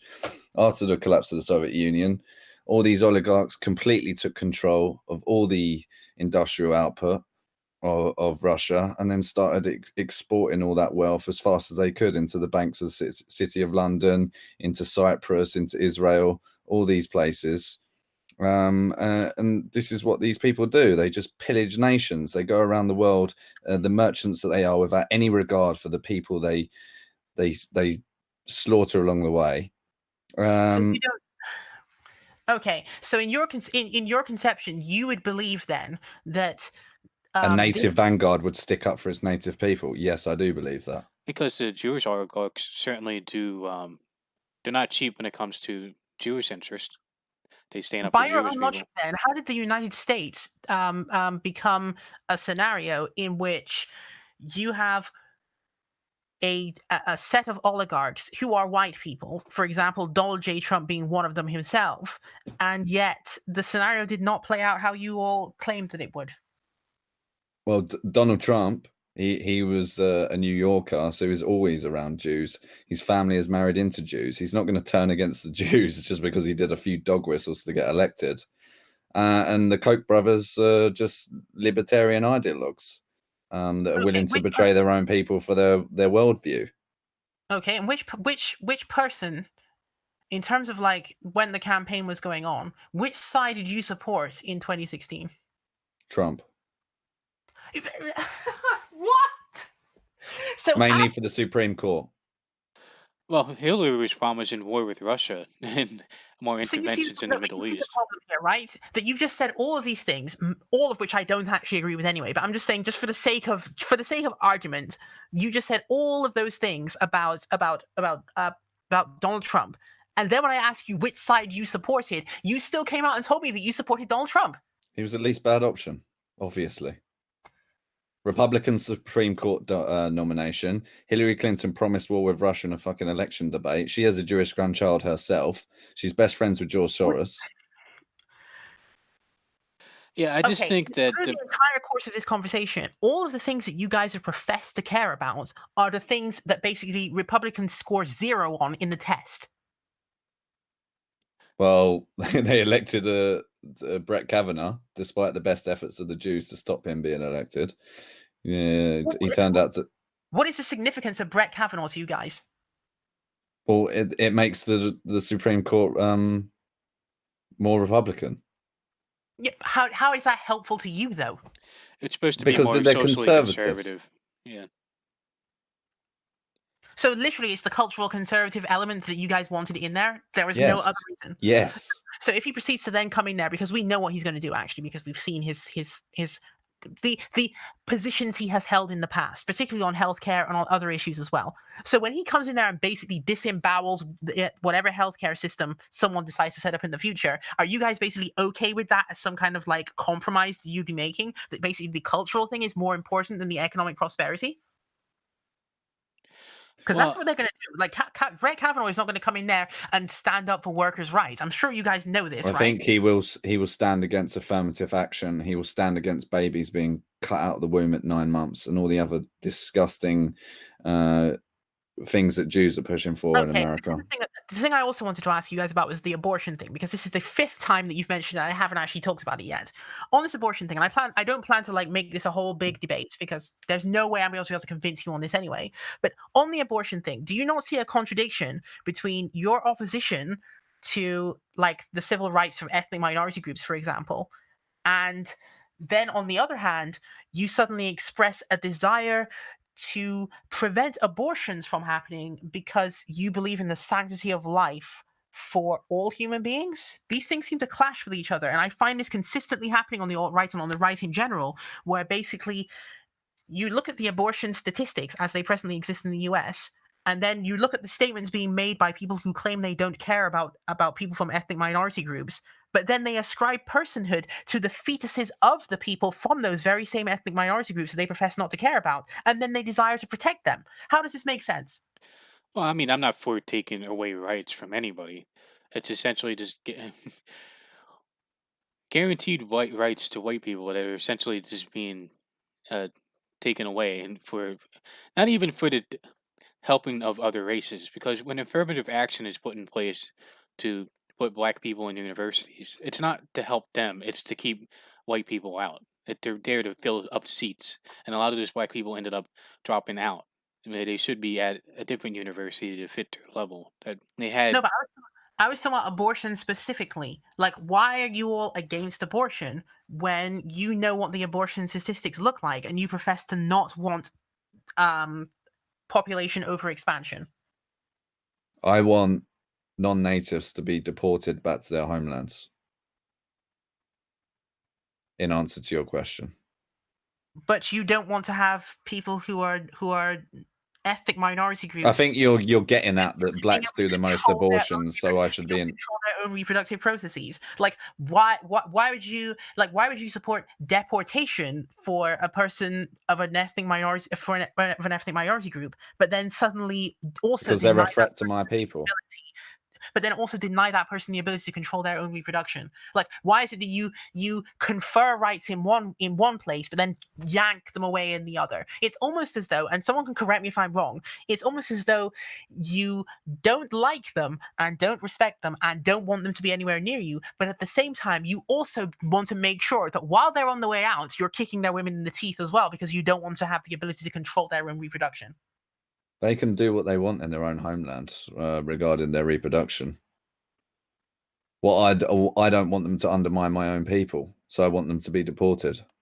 I think the case for the UK and the rest of Europe is going to look different than what's going to happen in the United States, because the people in Europe do have a long blood and soil connection to their countries compared to the United States being a country that is essentially founded on classical liberalism.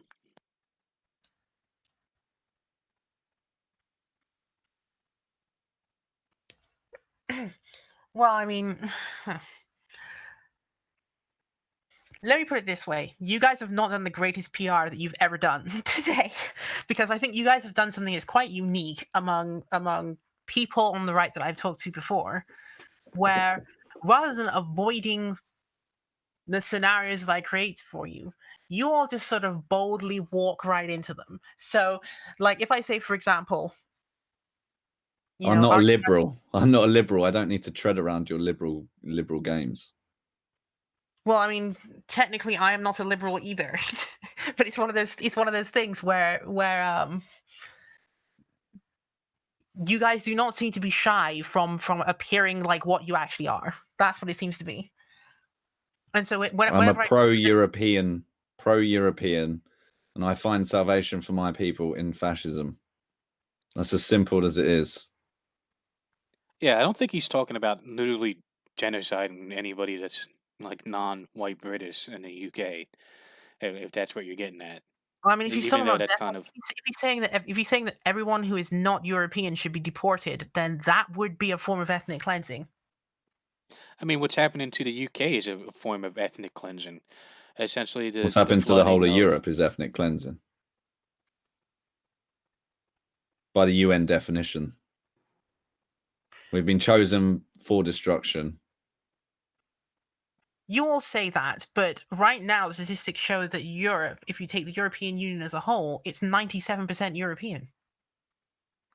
And it will soon be way less than that. Which is something we cannot say. Which is something we cannot say for the indigenous peoples of the Americas, who are consistently under threat of vanishing from existence entirely, and the indigenous peoples of Siberia, who are also at threat of vanishing entirely because of Russian activities in those regions as well. Hold on.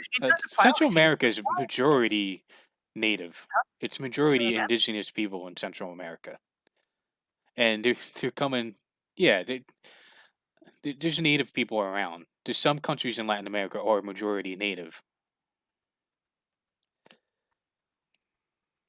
Okay, so you've got there are some countries which are which have that as the case, but I'm talking about the countries in which that is not the case, where you've got basically, white colonialists walking around acting as though they are the actual owners of everything they survey, which is really untoward. And then of course when anyone points out, well, this is actually a textbook definition of genocide, then suddenly, oh, we can't have that conversation, or people will run around telling you that you're anti-white or something for pointing out to them something which is factually obvious. But then they'll direct you to look at things that are happening in Europe right now, where it's 97% white, and then tell everyone that we need to be super duper concerned about the situation going on there. The But why UK, would people France. care Very about fair, other doesn't races and not themselves? That makes no sense. If you care about your own race, so why would a bunch of white people just be like, "Oh, we need to care about some isolated indigenous race somewhere in the world"? Like that doesn't make Aha, any sense. which is a point. No, you're absolutely right, and this is a point that I was going to point out to you guys earlier on as well. Why is it that if you all believe that everyone should be caring about their own, that white conservatives and people on the right in general spend so much time telling people of color on the left that we should be like super duper ultimate concerned about what's going on in Europe, but never concerned about ourselves, because if we're concerned about ourselves, it would be divisive. Well, I obviously That don't was agree what with said that in this either. conversation. Even in this conversation, I was told that I was divisive. I don't think anybody's saying that people of color shouldn't be concerned about Yeah. people of color in their own countries. That would be ridiculous. Of course, nobody's against that. No, but I mean, you yourself were talking about divisiveness earlier on, where you claimed that in North America, that ethnic identity politics for people of color, you said that it was quote divisive, or it was quote created to divide. But I Yeah, mean, you yourself because were also in Created favor by of white people, not POC. identity politics, it's designed to be just anti-white. It's not actually designed to be pro anything. Because if there are uh, pro-black people that are pro-black and aren't anti-white and will actually work with whites, they've been executed by the FBI before. They've been taken out. They've been silenced. It has nothing to do with actually advancing people of color. It's using their identity to attack white people. That's what the main use of it is. I'm not sure Also, about that.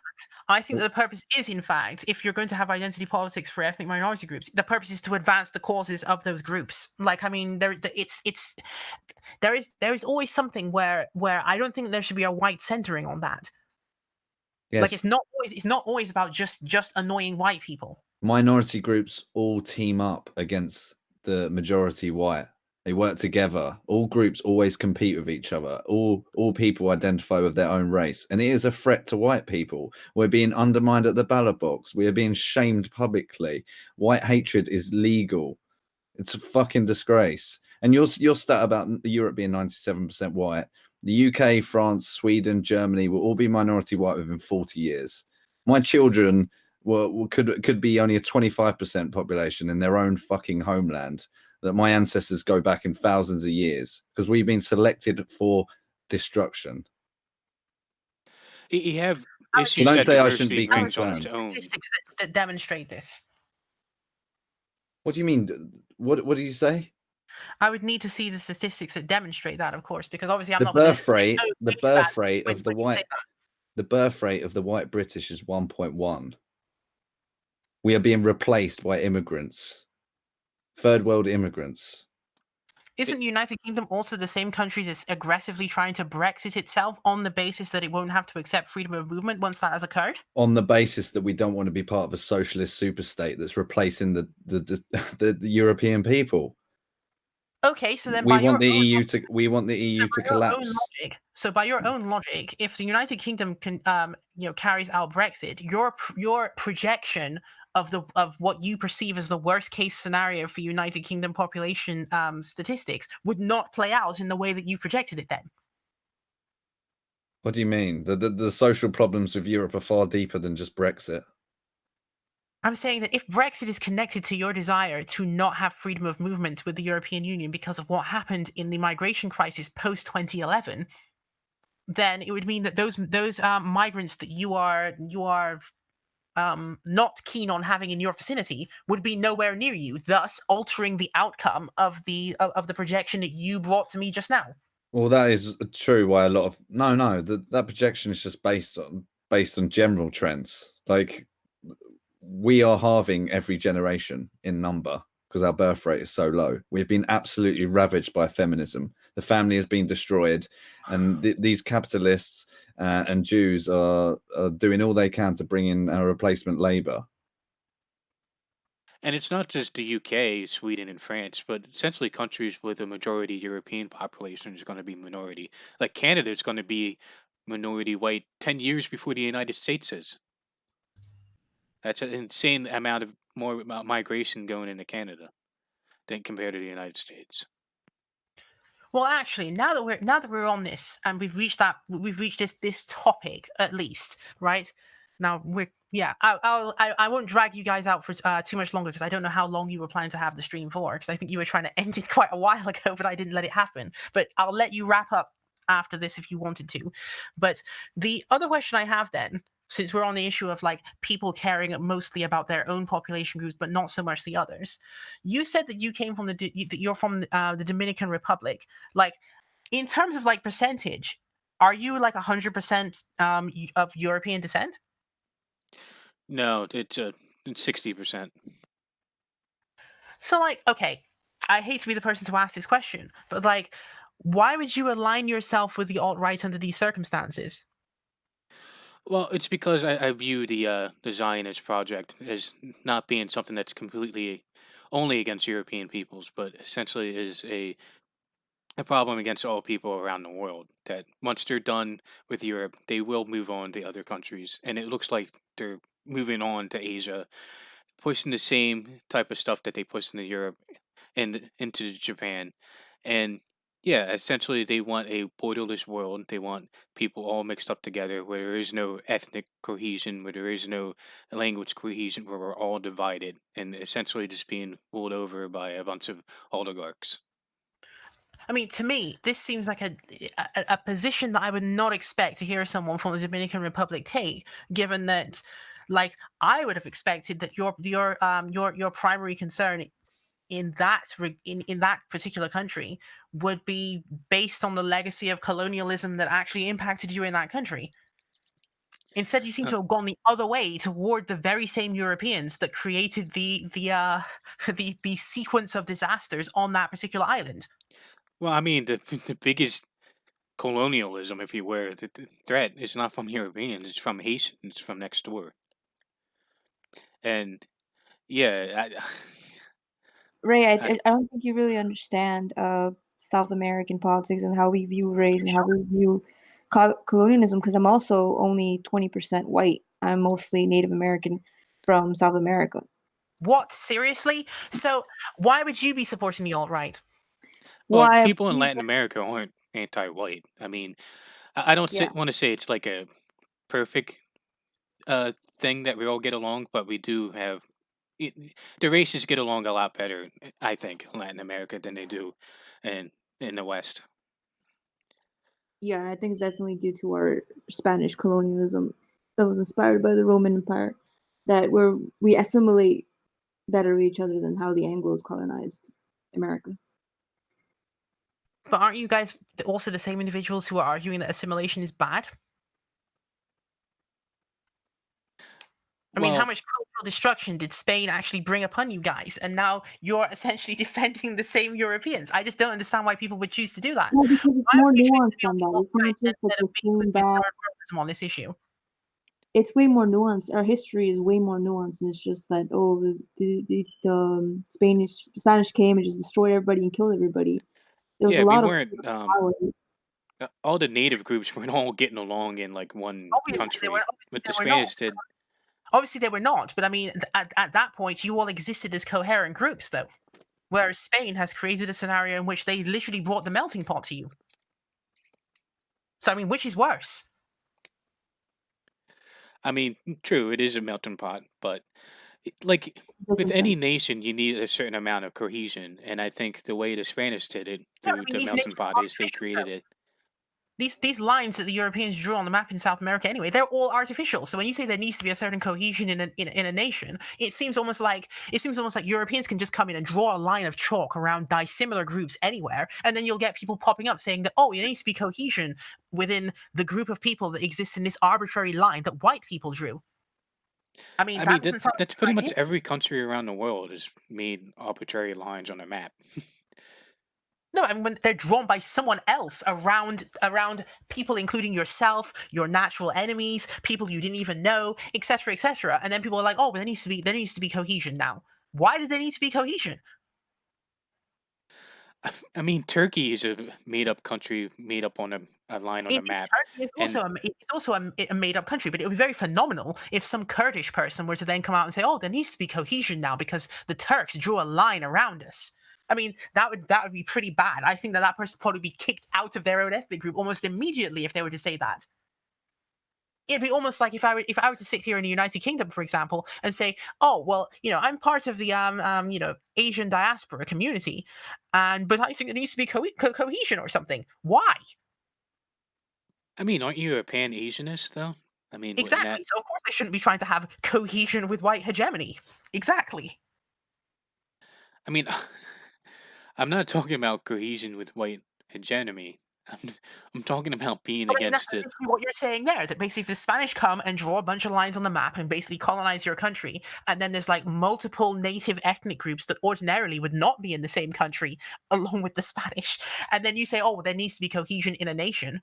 Well, I mean, Yeah, maybe Uh, you can say to the Spanish, the "Well, this Spanish nation do is fake." all all the they natives are extinct in the Dominican Republic. They pretty much died from diseases. Like there's the people that are here now are new people. It's like I don't know how that would be So, resolved. so there's not any Taino DNA remaining in individuals that inhabit the Dominican Republic. Is that what you're trying to say? A very small percentage of us have Taino DNA, but most of the natives were wiped out due to diseases and some conflict here and there. But yeah, there's really no native people left on the Dominican Republic, so I don't know how this gets resolved. I mean, Dominican Republic has a white population. It's like 10%, I would say, give or take, and it's mostly in the north in the rural area. And then we have a black population, and then we have the majority of people that are mixed. So I don't know, like, what you And would expect from that you society. guys are not willing to hold responsible the now minority white population responsible for the disaster that has been created. Hold them responsible how? Like, Well, I mean, but what? I Okay, mean, let me. essentially, most of us are like half or more white, so like, Do who'd they be happen going to against also? ourselves?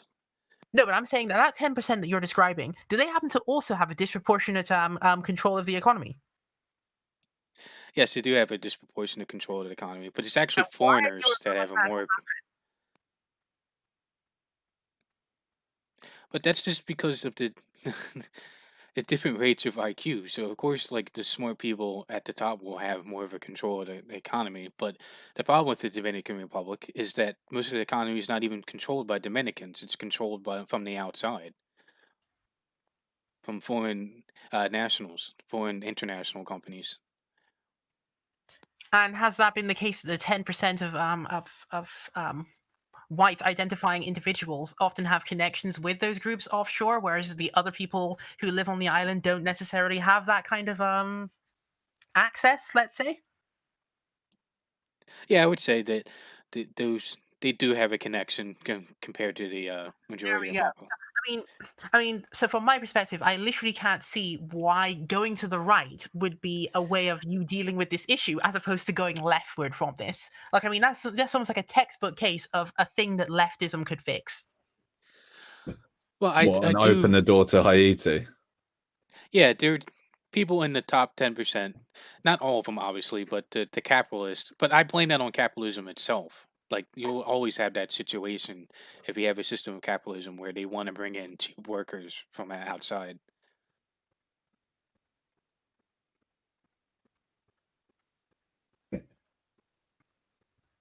Okay, so would you be willing then to consider the idea that left-wing economic concepts may be of utility in that scenario. I'm not talking about anything to do with borders. Like, so for example, I'm not saying open the borders to Haiti or anything crazy like this, obviously.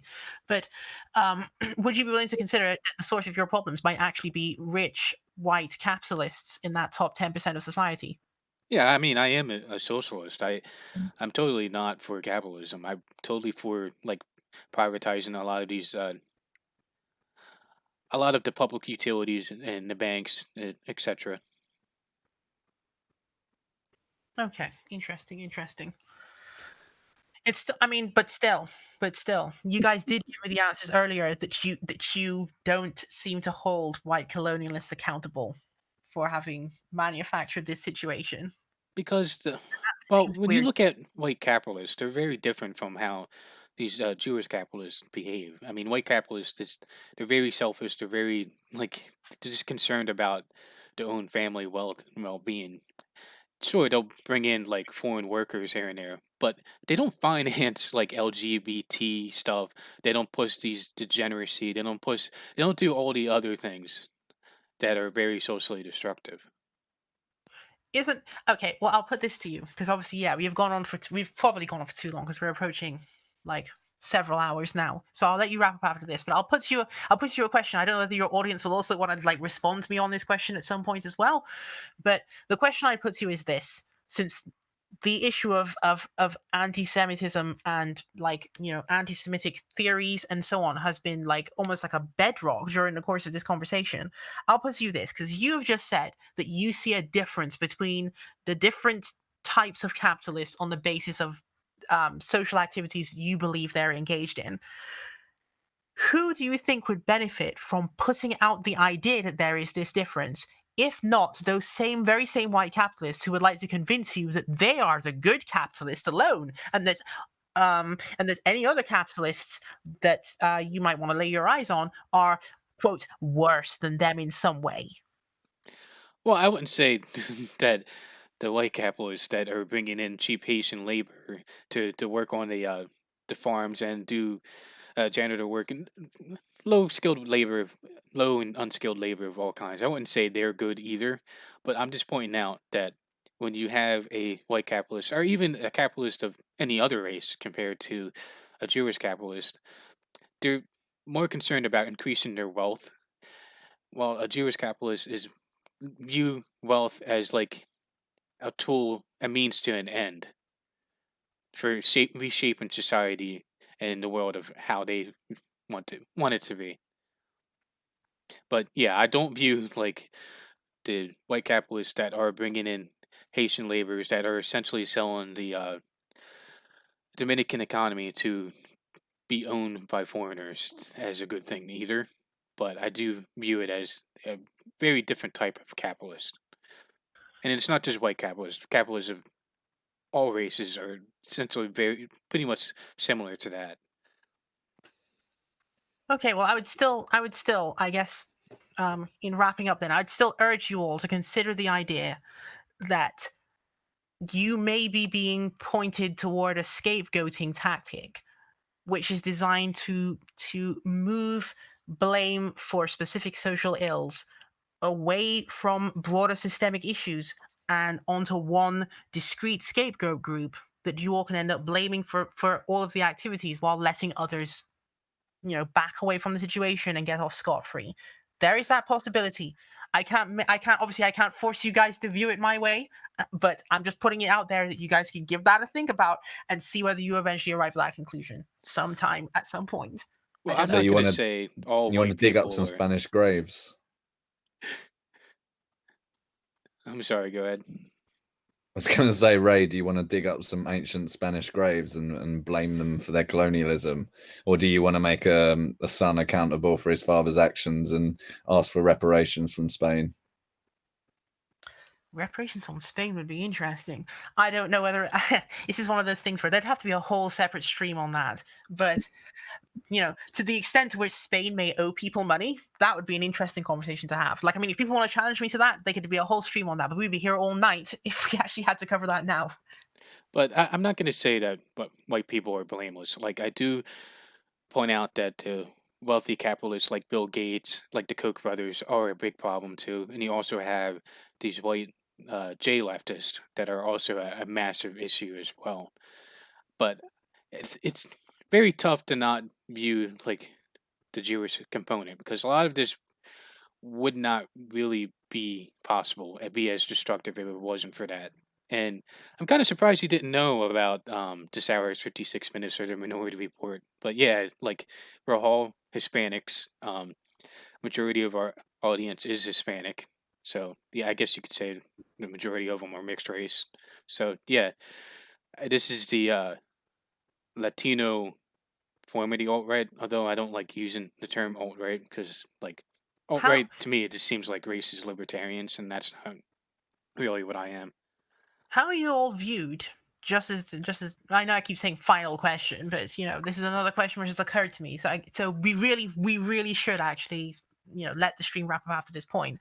But since you say that you're like all Hispanics, but like a Hispanic audience, how are you all viewed by like the Hispanic population of the United States, who have been, some of whom are part of like mixed documented families, for example, who have seen some of their people go into these detention facilities and so on. Like, how are you all viewed by the regular Hispanic population in the United States? Surely they see you as fifth columnists among their community in this case, because you're basically sympathizing with the ones who are oppressing them. A good portion of the population, Hispanic population, is against illegal immigration. Like, Oh, of I course, just, there is the whole pulling up the ladder behind you phenomenon. But there's a difference between mild expressions of a pulling up the ladder behind you phenomenon versus like literally watching people be herded into detention facilities.